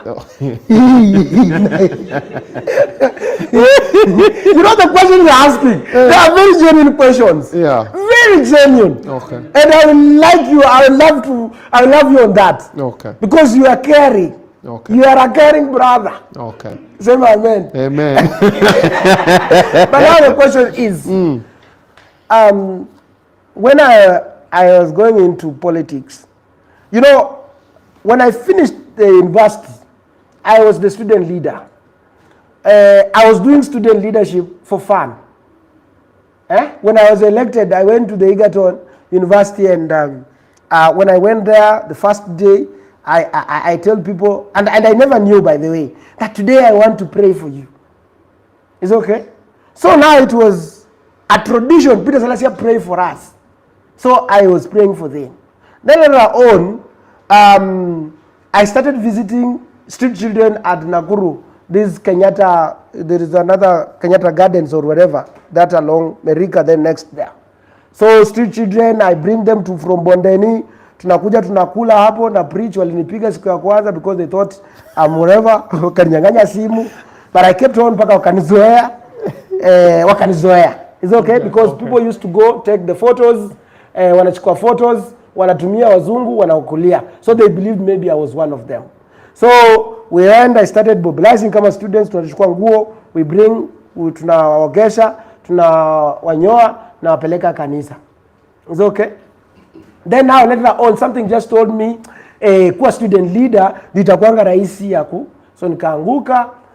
Next nikasema nilikuwa director academics, nikasema niende kwa vice chair. So ilinisumbua, sasa unaruka aje uende pale. So by good luck nikapata. So wakati nilifanya kazi mzuri sana, and I was the most loved leader in that institution. Wakati hata nilimaliza watoto walikuwa wanashindwa wataipata aje leader kama Peter Salasya, who was always there for them. And Nakuru town ilikuwa imenitambua sana. So when I finished and when I was going to the library, walikuwa wananiambia wewe utakuja kuwa mbunge wa Mumias. Na mimi I never used to take it serious. So when I went to when I finished my first job, I wanted to, because I had never been to Nairobi. So I was excited to come to stay in Nairobi. So now the first job was to sell bicycle. When they posted me, they say you have to go back to Kakamega. So now I say, oh my goodness, sikutaka. So I was forced there. Nilikuwa nakanyaga baiskeli kutoka pale. Na hiyo time ndio mambo ya HELB ilikuwa imeanza kusupport watoto wa parallel students. So nilikuwa naenda nafanya advocacy kwa my constituency that wale mpata C+ ni easier and all that. So in the process, sasa watu wakaanza kusema sema unataka nini. Sasa mimi nikasema mimi chenye naweza fanya ni kutafuta ni MCA. Sasa kitu nilikuwa naniambia. So wakati nikienda kusema naenda kudeclare kusimama MCA na kuwa bubu. And I was never used to be peaceful. Unaelewa? So from there 2014, 15, 16 so 16 nikapata my first job. Ilikuwa Diamond Trust Bank. Another job, right? So nilikuwa interested nikuje niachane na hizo vitu. Ujinga hiyo yenye nilikuwa naangalia. Si ndio? Wakanipost wakaniambia instead nikuje niwake Nairobi because I was so excited about Nairobi. Akaniambia you will be in Kakamega branch ya Diamond Trust Bank. So I was, and now then I continued with the journey. So one day wakati nilisema tu kusimama MP, nilipata tu the happiness in my heart. Na nikapata joy and I was happy. Then I was like asking myself, how will I maneuver? Yes, I'm happy. But how will I do? Wewe mwenyewe una nyumba, una kitanda, unalala chini, una nini? Yaani uko tu maskini ya Mwenyezi Mungu. So and I kept on. And at the end of the day things worked the way it worked. So now again, people, when I have been doing all the work, I promised them people many things. 2 years I've done all of them. So people are saying go for the governor thing in Kakamega. But my heart is not there. But now I have the opportunity to go, and if I want that seat of Kakamega, asubuhi mapema, halwale the team kina Barasa, kina Nani, kina Kileo, they cannot match my energy, my vibe and all those stuff. Asubuhi mapema ningechukua. Sindio? But now my heart was not happy. So wakati nilienda nikazunguka, nilikuwa hapa 1 year ago. Kaambia nyota yangu ni kubwa ya kuwa rais wa Kenya. Na mimi hiyo time nilikuwa kimchezo. So wakati nilienda Mombasa, nilikuwa tunatembea, rafiki mwingine jamaa mwingine Msomali. Kaniambia wewe bana ukisimama president ba, mimi nitasimama na wewe. Tena mwingine. So hiyo time wakati nilikuja nikapata hiyo revelation, sasa nikapata tu the happiness. So hiyo inaonyesha kwamba hii ni maneno ya Mwenyezi Mungu na mimi ndio nitakuwa rais wa Kenya. Tuendelee, nimemaliza kujibu hiyo swali. So now coming to the point of viewers is that I'm going for this seat not because I'm risking. I'm looking at vijana wenzangu. It's not about me. Because I told you from the word go, who will save these young people? Kwa sababu they are being surrounded by the same scavengers. The same people. Yes. Yani aliagunia liamke. They only comes for them to be bailed out when they are desperate. The moment they are in the system, they forget about them. So now that's why I said, I don't see any other youthful person, youthful leader, ambaye akuna maono na akuna roho ya kuona hawa vijana hawa. Because you look at the population, they call demo what? Demographic. You look at the demographic. Right now, the youth, the young people between the age of 18 to 35, they are like about they're running about 51% of the population. We are about 18 million or so around there going to, and the projection is that between 2027 there's going to be like about 75% of the population. Okay. So you ask yourself, who is going to save? And those are the questions. So many have done it in my life, right? Mimi nimefika pale. Lakini naangalia vijana wenzangu, ni nani ambaye I better go and save the way I've saved and change the politics of Mumias ambazo zimekuwa over handouts na nimebadilisha imekuwa ya maendeleo. No one bothers nowadays to ask for me from handout. Ikuje huku juu so that it transform, because huko nimesha lay background. Whoever now mwenye anakuja atajua Mheshimiwa Salasya alikuwa anafanya ABCD. So when I become the president, now I will lay the foundations, the systems that no one will ever tamper with them. We have made sure that the courts are working effectively and no one can interfere with them. The parliament is working more effectively and no one can tamper with them. The executive is doing what it's supposed to be doing effectively. My work will be, in fact, to manage this country. Obinna, let me tell you, if I make the courts to work, if I make the parliament to do the work, if I make the executive, unajua kitu ambayo inaharibu, mimi nikichagua mimi kama mimi. Unaenda kwa kuchagua mawaziri wapya, unajai kuwa maybe kwa serikali, nini, watu ambao wanajua ni kazi. Wanajua kuna vision yangu ambao nataka kubeba. Sasa kazi itaonekana. Lakini hawa watu wenye nimekuwa nikiona. Please hold me. I want to refrain myself right now. I don't want to attack anyone. But I want to push those united opposition to continue their work. So you don't feel like it's too soon for you to run for presidency? You don't feel like it's too soon? Yeah, it's not too soon. Okay. Putting in mind that I'm just going there because of my fellow young people, but that I want to see them up there. You've just done your work for 2 years in Mumias East, so you feel that experience is enough for you to run a whole country? Definitely yes. Because if I was the student leader, for example, in the university, managed all the brains, I've been in this. Kenya is not a university. No, listen to me. Just listen to me. Yeah. Just listen. I'm competent enough, number one. I have the basics in management, right? In management meaning become a student, right? Meaning ni msomi wa mambo ya become. Hao wengine ambao wanatafuta viti, unaona, ni watu ambao wengine wanapata ni lawyer, wengine wanapata sijui walisomea wanyama, they cannot understand these things that I'm talking about. Unaelewa? Sasa niulize kwa hii team hata okay, I want to refrain myself. Hakuna mtu ambaye amesomea finance kwa watu. Nani ameambia mweshi wa dia refrain? Ameitumia mara 50. No, you see, I don't want, because they will tell you. But now what I want is that let them continue pushing, because I told you we are going to have the three forces. Is that okay? Okay. The united opposition, Peter Salasya, and those who are saying na hii one time. Unaelewa? Question for you. Yes. What happens if you don't get elected as a president, if you don't win? Number one, what's your fallback plan? What's your plan B? Let me tell you, that's a very genuine question. I have faith. Faith without action is dead. Yes, and that's why you see, that's good, and that's why you see I'm moving. I'm not, ask me, any apart from Peter Salasya, other presidential candidate, mention. Who are moving around? Who are moving around? The president. The president. Apart from President Ruto. Rigiji. Apart from Rigiji. Matiang'i. But okay, ni nani amemove kama mimi Peter Salasya? Au amekuwa Kwale ni nani? Nani amekuwa kwa Kwale kwa hiyo team? Ni nani? Apart from mwenye yako ni nani? No kukua pale. Nani amekuwa Isiolo? Nani amekuwa kule? President mpaka kapita Ramu, akile Elwak. Sasa wewe na mimi front runner right now, but I'm pushing others to continue. So you believe that because umeenda around the country once, so you are winning already? No, number one, what I'm doing is I'm speaking my agenda. Okay. When I go to the people, I'm speaking to the people, not people on the social media. I'm speaking to the people who are ground. Wakati nimeenda. Plan B. So plan B, number one, I don't have a plan B. If plan A fails, plan A succeeds. Is it okay? So that's what I mean.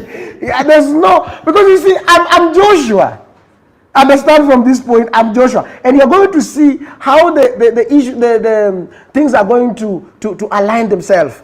Okay. These are, and let me tell my people that I don't need choppers. Okay. To campaign. Just have the things on the ground. Bana, look at me right now. Look at me. I'm so happy about this when I talk about this, and I thank God for the grace. And you see, and I thank God about the grace that God has given me. Number one, I've been able to move in how many counties? In around 40 counties. 40 counties without chopper within how many months? Within like 3 months or so, and I've gone so many times. So I want to tell, maybe, there was a narrative that was being told like that opposition, hakuna mtu akona capacity ya kumaneuver all across the country. Sasa Peter Salasya, mimi sitaenda kwa machopa. Mimi niko tu chini. Nikiingia kama Kakamega Western, nazungukia tu hapo Western yote mpaka nimalize. Naingia coast. How are you funding your campaign? Sorry? How are you funding your campaign? No, mimi niko na friends who are really standing with me and young people. Unakumbuka hata ile wakati askari wanakuja tunalala kwa apartment moja. Tunalala hata mpaka ile ni timu ya kujitoa. Okay. Unaona kama timu yako hii wakati mlianza small. Yes. Lakini wamesimama na wewe mpaka umefika penye umefika. Mko na hao. Okay. Sasa mimi on my side, mimi niko na vijana ambao si hata wamejitoa na pesa. Ni vijana ambao wamejitoa kwa kusimama na mimi. Okay. Wanaweza enda pale chini walale na tuweke mattress na tupike ugali na tukule na tuweke kesho tuamkie kwenda na campaign. How much do you spend in a day for your campaigns? Hiyo ni mambo ya Mwenyezi Mungu. Unajua Mwenyezi Mungu usijua. Mambo ya Mwenyezi Mungu. Wewe unajua ndege inakulaga sana mkanga tu. Alafu yeye anaenda. So wewe pia unaamka tu unaenda tu. Unaamka unaenda Mungu. Baba Mwenyezi Mungu, tunakuja mbele zako, tunaenda kuongea na watoto wako. Okay. Na mwenyewe anafanya venye anafanya. Okay. Yes. You're running with which party in 2027? The issue of the party, we're working and because you see now you cannot run with, we're going to do, now that is something that we are working on it, and we are hoping by God's grace by December we'll be announcing. Yeah. The party that you're working with. Yes. Haya, sasa tumemaliza mambo ya politics. Sasa turudi huku kwa kiwanja sasa. Kuna maswali mingi nataka kuuliza, kunywa maji kwanza. While that is happening, I want to hook you up with some property. How about you come and buy land and become my neighbor somewhere in Koma town? I'm talking about plots of land courtesy of Fervent Properties. Unapata 50 by 100 yangu hapo, kujuchukua yako the only 21 plots and now the remaining 20, I'm sure about 10 have gone. Zimebaki kama 10. Check this out, do the needful. What's up everybody, your guy the top is in the building and this time is for sure. I just found this hidden gem in Koma town, 300 meters from Kangundo Road. 50 by 100 plots for only 750,000 Kenya shillings if you're paying cash. Na wale wa malipo ya polepole unaweka 300,000 alafu the balance unamaliza between 6 months to 12 months. Na total ni 850,000. We are currently fencing, ndio tunaweka masinyenge nini, but the good thing about it, title deed iko ready. Just think about it. Maji iko on site, stima iko hapa, access road na development. Unajua Koma town ndio hii iko hapa. Everything is intact. Kuja ukwe jirani yangu hapa, courtesy of Fervent Properties. So piga namba kwenye screen sahi and book. The only 21 plots na moja ni yangu. so zimebaki 20. So the 20 of you ng'ang'ana, sema ndio Obinna amekutuma.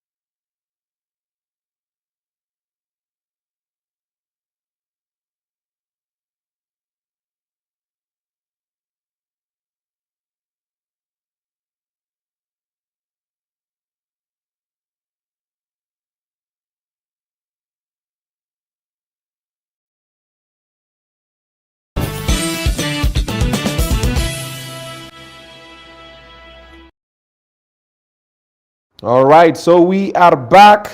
The polls are still on. Matiang'i is now leading. Yo Matiang'i amekunyorosha. Ako 36, wewe uko 34. Rigiji ako 19, Ruto ako 11. Iko tu sawa. Iko tu sawa. Hapo iko sawa. Iko tu sawa. Iko sawa kabisa. Mambo ni live. Mambo ni live. So mimi niko na ngapi? Wewe saa hizi wacha nirudi niangalie hiyo poll. Tena mmenini? Wewe uko 34, Matiang'i ako 36. Iko tu sawa. Iko tu sawa. Mambo iko tu live. Iko tu live. Haya. Nayo. Haya. You arrested in Isiolo. Was it staged? Watu wanasema ulikuwa umepanga sinema. No, it was a true story. Yeah, it was a true story. Ulishikwa juu ulifanya nini tena? Isiolo sinyo tu mambo ya publication hizo. Oh, okay. Okay. Haya. Tumeona sana story yako na Maverick. Maverick huko amekunyorosha pale online, mevutana anasema ako na receipt zako. What's happening? Hiyo ilikuwa tu mambo ya siasa. But mambo ya siasa, hiyo ni politics ya kawaida ya social media. Okay. So right now we are no longer on those social media platforms. So she's a good girl, very focused, and we are supporting her. And when we win, we'll bring her on board. Yeah. Oh, that's interesting. Yes. History alisema tulikuwa nafandiwa sijui na mwalimu wa nini. Siko ukweli? No worries. Those are normal things in politics. Oh. Okay. Haya. Running mate wako 2027? First after we launched the party, you see now I'm like the moment I push the agenda. Yes. First of all, I will try to look at dynamics, the whole dynamics, and see who fits. Okay. Yeah. So the Kenyans themselves will tell me who should be the running mate. But now it's not right now. That one will come maybe towards the end of next year. Okay. Yeah. Okay. What's your political stand in Western region? Ama what's your opinion? Kuna Itawe movement, yanatembea na pia kuna DCP, akina Malala.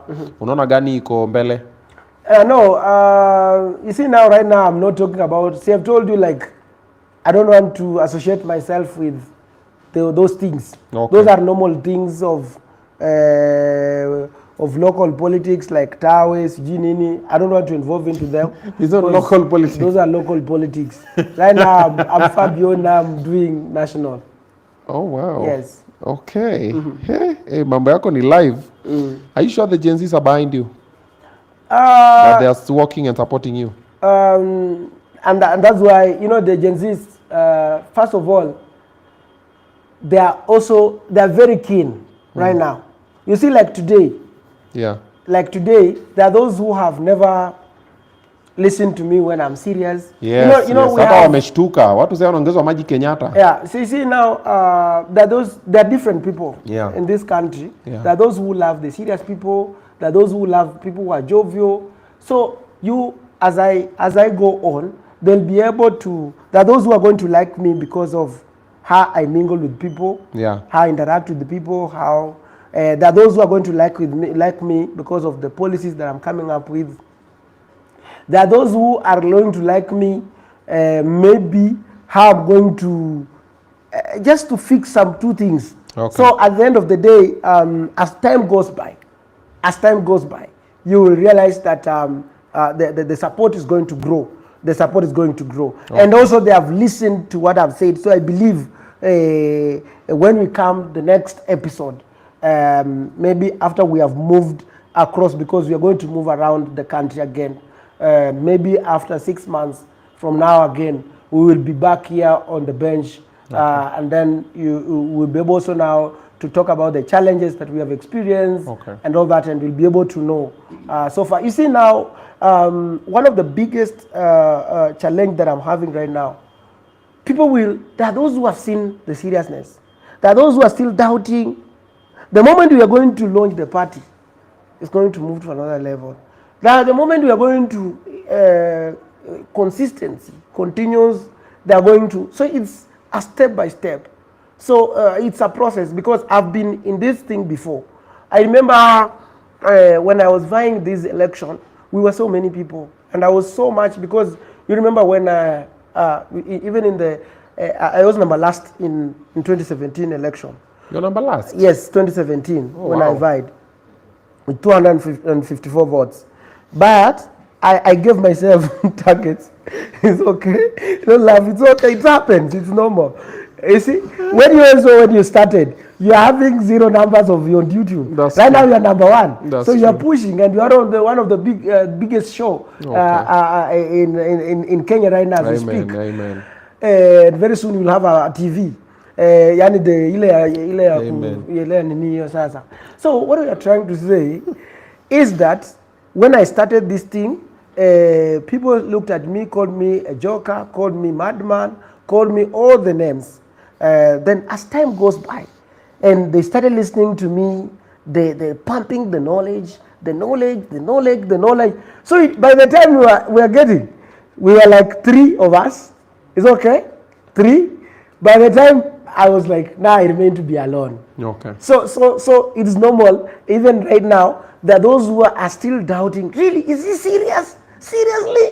We've never seen this guy doesn't have money. But one thing, a good thing about me is that I don't believe in money for me to achieve something. I believe in myself. I believe in God. I believe in consistency, and I believe in passion. Do you know person who has a passion for something? So that is me. So when I do politics, that's passion. So I have passion for what I do, and I love my work like every time. So with time, it will catch up with them. Okay, they'll catch up. Are you dating? Right now? I don't know. You don't know if you're dating? Yes, I don't know. What do you mean you don't know if you're dating? I don't know. Do you know I don't know? Now I know you don't know. Yes, I don't know. Wait, what wanafikiria I'm presidential man. You know wananiuliza maswali ingine. You know right now you see wale watu wanaona mtu serious wataanza kuniona joka. And I'm very serious right now. Hey. But they have to bear with me for some things. But unapanga kuoa lini? I don't know. You see, I don't know. Unajua kuna tu issues zingine you don't know yourself. Okay. You don't know when you'll get married. I don't know. You'll be a bachelor presidential aspirant. Okay, like I always also pray maybe sijui sasa unajua kila mwanaume anakuwa na issues zake. Kuna maisha yako. Wewe issues zako ni gani? Mbona hujaoa? What's the problem? Shida ni wewe ama shida ni yao? No, you see, like one thing, let me tell you one thing is that I'm too much, and I think that is my weakness. It's okay? I'm too much passionate with some things in life. Like you see, I was so passionate that I want to be the MP. Unaona ukiwa kama MP, for example, if I take you back to this, my story. Yeah. My salary used to be like around 13K a month. Sawa. So 13, I used to stay in Kakamega, Shahambi, and my house was about 4K. I'm at 354K. So plus vitu zingine. So 5K, you remain with 4,000, you have to move around with them. So, which means that if you have a woman, you cannot sustain that woman because you have a big ambition. So you will tell that woman, like, go ndaka MB, na hata wezi mnunulia hata chips soda, akule chips na soda. Unaelewa hiyo maneno? But you so that is then. Yeah. Now right now, I'm looking at the vision I'm having for the young people of this nation. I'm not in slumber like so it means that for me now, that lady, that woman has to get me. Unaelewa? Obinna, I want you to get me clear because this is now. But I'm not that woman. No. Let me tell you, when you focus so much, you have passion into something. You all your minds, it's there. Sasa unapata like for you that woman to get you, yes, utapata dem mkatiane. But now ile kitu inaitwa consistency in something that kama sasa sahi naanza my second tour. Is okay? Tanipata niko Turkana, niko sijui wapi, niko West Pokot, niko Baringo, niko wapi, niko Mombasa, niko Mount Kenya, niko Siaya, niko Mabei, niko wapi. So mtoto ya wenyewe sasa anajiuliza huyu anataka ako serious na mimi ama ako kwa jokes. Unaelewa? Because now my passion is there. So I'm really praying that woman who really wants me, not I'm saying that who wants me, who maybe anaona like for example, ndio aelewe. Yaani nataka ule mwanamke ambaye anaweza elewa unaniangalia aje mimi nakuambia. Haya, mambo ni live. Sasa mimi nataka kuangalia hivi wacha nikuweke madigolo zote ndio nikupie vizuri. So let me try to express myself. Akwetu yana aseme Peter Salasya, mimi sitaki kudate sana. Unaelewa? Mimi nataka nioleke. Unaelewa? Mimi nataka tu kuoleka. Sawa? Aniambia nataka kuoleka.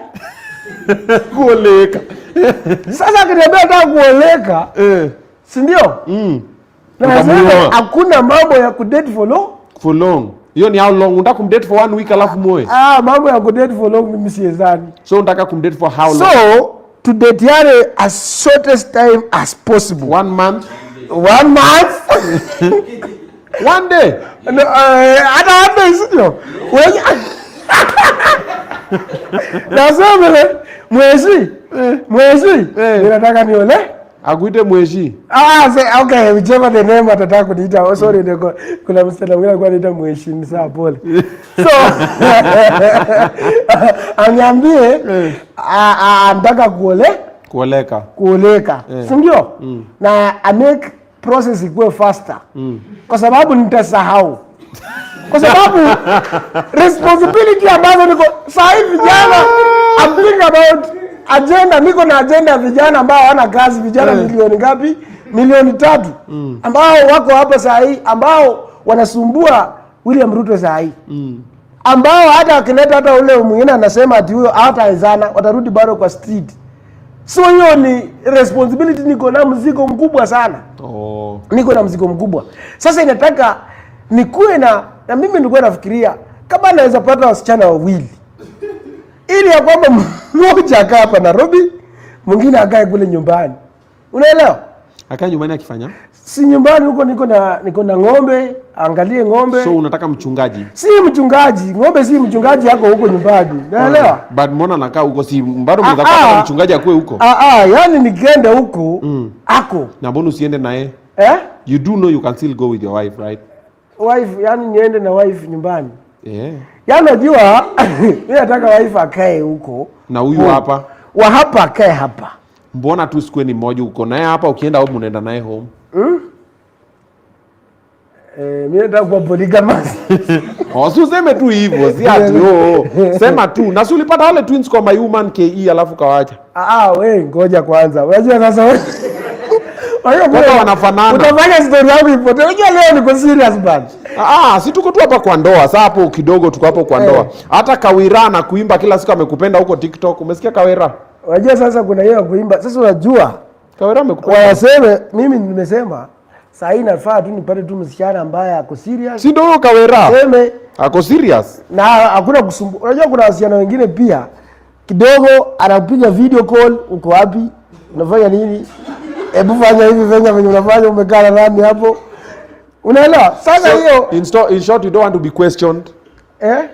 No, but you see now pia. Anyway, utaruhusu bibi yako ashike simu yako? Alafu mambo ya kushika simu ya bibi. Acha tu simu yako ikae yangu. Wacha yake ikae yake. Hapa hope tuko tu kwa mambo ya ndoa. Sasa hizi tumemaliza serious business. Tuko tu kwa mambo yetu hapa. Yanasema simu yangu ikuwe yangu. Yake ikuwe yake. Kama sasa mimi niko mheshimiwa, unapata mtu ametuma kama kuna mwingine tulikosana naye, waje mimi sikuwa najua jina ya meaning ya jina ya bo. Naomba bo. Bu. Bu. Sasa kaona unajua you know this thing of WhatsApp. Mtu amekuja kwa WhatsApp ameweka kwa status. Amejiweka, unajua sasa kama Obinna. For example ameweka Obinna kwa status, yani kwa WhatsApp. Ameweka bu status yake. Yani kwa WhatsApp. Kuna I don't know venye kuna naweza andika bu profile ndio hiyo. Sasa unajua mimi sikuwa najua neno bu. So nika save bu. So bu. Ni bu ama bu? Ni bu. My boo. Sasa msichana aliona simu ya kriki hivi bruka ati bu. Anasema bu na mimi umesave aje? Vita ilianza pale. So what I'm trying to say, kama sasa ingekuwa hiyo, so what I'm trying to say is that number one, for families, okay, I'm not good person to explain about family issues because I don't have one. Okay. I have responsibility, niko na kazi kubwa sana. Okay. But what I'm just trying to say is that going forward, hata wewe sasa kama wewe Obinna, inatakana tu upate tu msichana ambaye atakupatia freedom yako. Wanaume ambao hawajaoa wengi, yani wanatakanga wasikue na freedom yao isikuwe interfered with. And I'm sure you must also have that challenge kama mimi. So we are in the same WhatsApp. No, at least mimi najua bu inamaanisha nini. Mimi bado nilikuwa nyuma kidogo. Wewe ndio kidogo tricky.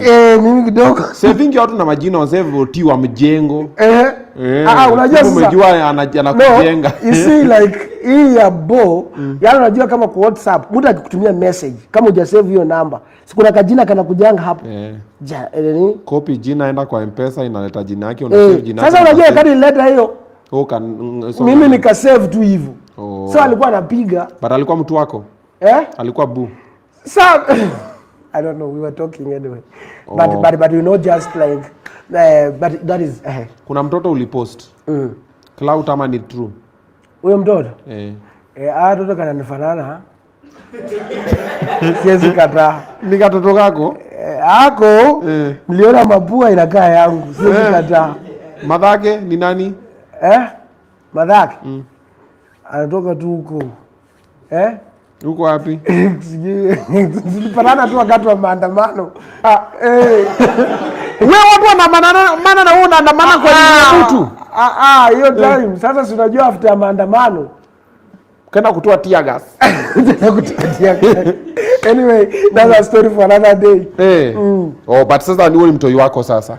Huyo nimemuona hata wewe itahitaji kuwa na DNA.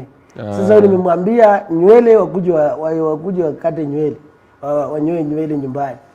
Wanyoe nywele? Wewe unajua according to the culture yetu inasema mtoto indafaa wanyolewe huko nyumbani. Sasa nataka organize nikipata nafasi walete nyumbani wanyoe nywele. How old is the baby now? So na count kuanzia maandamano. Kuanzia maandamano Julai hivyo keza. Miezi 9 alafu uelewe yako juu sijini 7 sasa yamefika ngapi? Ama 6 ama 5. But now you are a present dad, You are taking care of your responsibility. Najaribu. Unajaribu aje? Yeah, we are trying our best. We are trying our best. This is not a political conversation. Yeah, we are trying this is from a father to a father. Where you take care of the responsibility. Yes. Mtoto akisha kuja amekuja. Mtoto ni sahani. Mtoto ni sahani. Mtoto ni sahani aje? Yaani sahani venye unalinda sahani ndio venye pia itakulinda, si ndio? Gunzi alikupiga? Ndani huyo gun. Huyu MC Absalom, huyu wa nini? Korogosho alisema ati alikupiga sijui ngumi, sijui nini. Ilikuwa ni ukweli? Unajua, let me tell you a story about me. Unajua nilisemea huyo. Unajua kama singesemea huyo Absalom angekuwa ameshakufa kitambo. Mimi ukinipiga unakufa. I'm anointed. Sasa niliwaambia nimewasemea wote ambao walinipiga. Hata wakati alikuwa anaongea hapa nilicheka sana. Nilisema one of these fine days I really need to meet with him. I just want to see him. It's good. Ukupiga president bwana. Kaya ni mzuri. Mlipigania wapi? Sinyayo. Unajua mimi sikuwa namjua. Unajua acha nikwambie, unajua wakati niliingia football match. Hiyo siku ya football match. Mimi ndio tu nimekelea 10 hizi. Hapa. Sasa unajua mimi ni kadogo, mimi ni kamdogo. Unaona mimi ni kamdogo, right? Sasa nilisikianga tu tunaita pingora mbili. Ile hapa for 1 week kama wanapanguza tu, yani wana maji moto. Inafaa nianze kufanya pia ni kuweko mkubwa wakati mdogo. Unajua kama president kadogo sana, lakini sasa ninakuwa serious ni kupanga kazi. Akili ndio mingi. Sasa wale wakina Absalom wote I forgave them and I told them that they are still young people, and even me, I'm still a young person. We're still growing, and it's a forgotten thing. Kila mtu wako na sani yake penye anakulia. Yeye aliona vibaya, mimi nilikuwa fanatic wa baba. Yeye ni fanatic wa mimi nilikuwa yeye ni current na mimi ni former. All of us we are fanatics. But sasa yeye ni current, mimi ni former. Mimi ni ex. So wakati ex akitoka unajua anakuanga na machungu. Lakini sasa machungu ilienda, now we respect each other. Yeye anafanya mambo yake, mimi nafuata mambo yake, mimi naheshimu yeye. When we correct with words of measure, because they have been here for some time, and they need to be respected. They need to be respected as much as we are also going to correct them. But we take our own course, and I think we were so bitter. Like I was thinking now, because he was the only hope. Okay. But now to me heal. And I want to visit huyo ala baba mwenyewe, nitamvisit siku moja. Ambaye baba mimi nilikuwa nakupenda sana, and I was still I was your fan. Right now I just respect you, and when I succeed I will also take care of you. Okay. And so that we push this country forward. Okay. Yeah, we only differed on ideological matters, but respect, kwa sababu nakumbuka kitu ambayo ilifanya nikikumbuka ati baba akasema, baba umesema nimerudi kufanya nini yoyote, tuli apologize kama iliguza mtu yoyote, hiyo tuli apologize and all that. So nilikuwa nimesema naenda kutafuta Absalom anaitwa nini, Matachi, nitamtafuta nisalamiane na yeye one of these fine days if I get, I don't have his contact. Ni organize.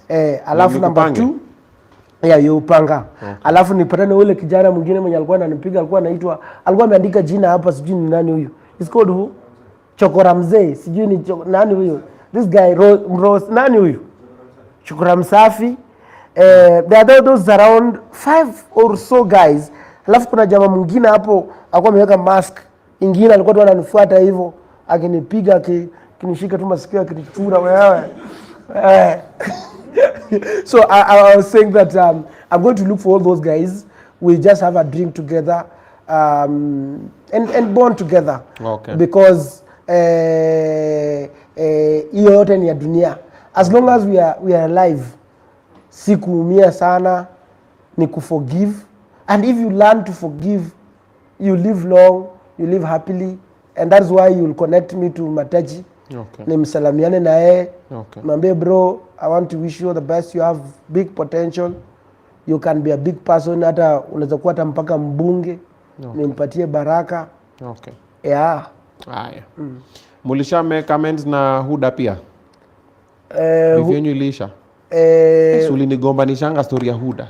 Sasa kwa sababu so anyway, things happen. You know, kuna kwanga na mambo mengi happen. So what I really want is that wherever she is, also to kama kuna mahali nilipotea, nilienda extra, also to apologize to her. Okay. And tukuje pamoja. Yeah. Number one, she's a good lady. Okay. A very good lady who I saw potential in her that because waliniambia kuna kampuni sijui ya lipstick tulete hapa kwa sababu kama president unaleta investor. So tulikuwa tunataka tukue kama pia kwa investor hapa, akuje hapa lete investment yake hapa.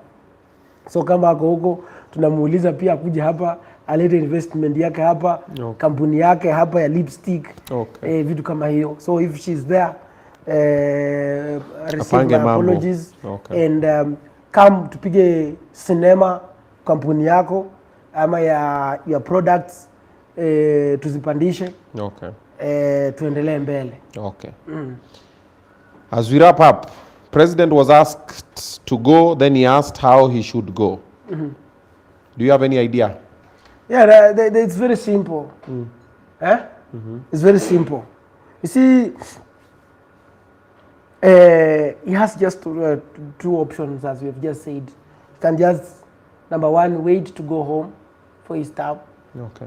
Yeah, wait and go home. But if he finds like it's too hot for him to, he can decide and resign honorably and say, I've really tried. Like himself, he believes. You know, you can believe like you are very hardworking, but in the eyes of the people, you are not hardworking. Yeah. So if he believes, because for Kenyans, he believes that he has the best for Kenyans. Yeah. But the true. Kenyans believe that he's the worst of the worst. Okay. So now, the only thing he can do honorably, the way he said, he can go and do farming. It's a very good idea and bring the food security in Kenya. It's going to be a very good idea. Because number one, even in the Bible, God asked the children of Israel, they said, we want our own king. And then God gave them Samuel, they gave the powers to Samuel. I say, Samuel, go and, I don't know if it's Samuel or who, there's that scripture. I think I should start reading about the Bible because it's very important. Everything that we do today can be easily relatable to the background that is in the Bible or the Quran. Even the constitution that we are using today, most of it, when you look at it very closely, you find that it's from there. So when the children of Israel wanted their own kings, God gave them the chance to choose their own king. So now, if himself, as he has seen, he wanted to take Kenyans to the direction that he wanted, Kenyans have refused, then it's high time. He would go and tell God, I really wanted to tell them to take them this side, but they have refused. So what do? Let me step aside, let them give them another leader, because I also have a life to protect, because it's very bad, like for example, as a president in your leadership, that you are the worst president who maybe many lives were lost under his reign, and ABCD and many other things happened. It doesn't give you peace. But if you give it honorably, and I'm speaking this very spiritual, as a spiritual man, that his is that I've tried my level best. The best I can do is to give these people a chance to choose their own leader that they feel is the one of the best, and move and give it a space. But if he refuses, then now again it's not going to resound well. Like, so I think he has to, the best option for him is to resign or tell Kenyans, allow me just to finish my term, the 2 years that are remaining. Let me fix, because I love my country, I bring the IBC. Like as we speak right now, there is a lot of confusion that as young people today, we are remaining in the next 1 month or 2 months, we'll be remaining with less than 2 years to the election. But within that time, the commission has not been formed. Right now, there are many court cases that are in court looking for to remove, to compel the process of the IBC to start afresh.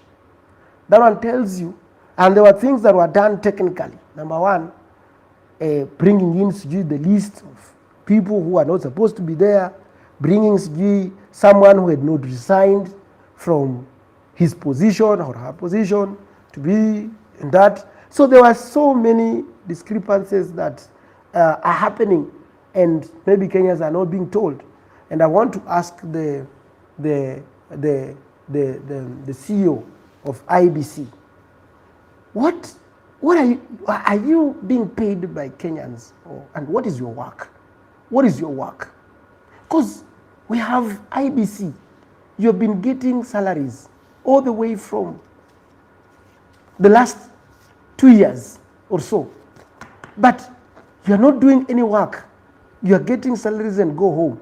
What are your officers doing?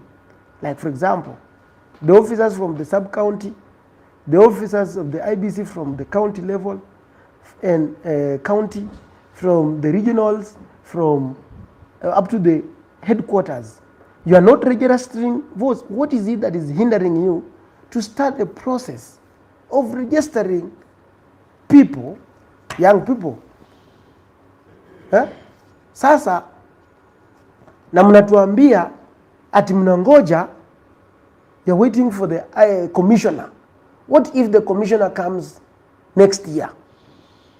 Moses Kuria tweeted and said there's not going to be elections.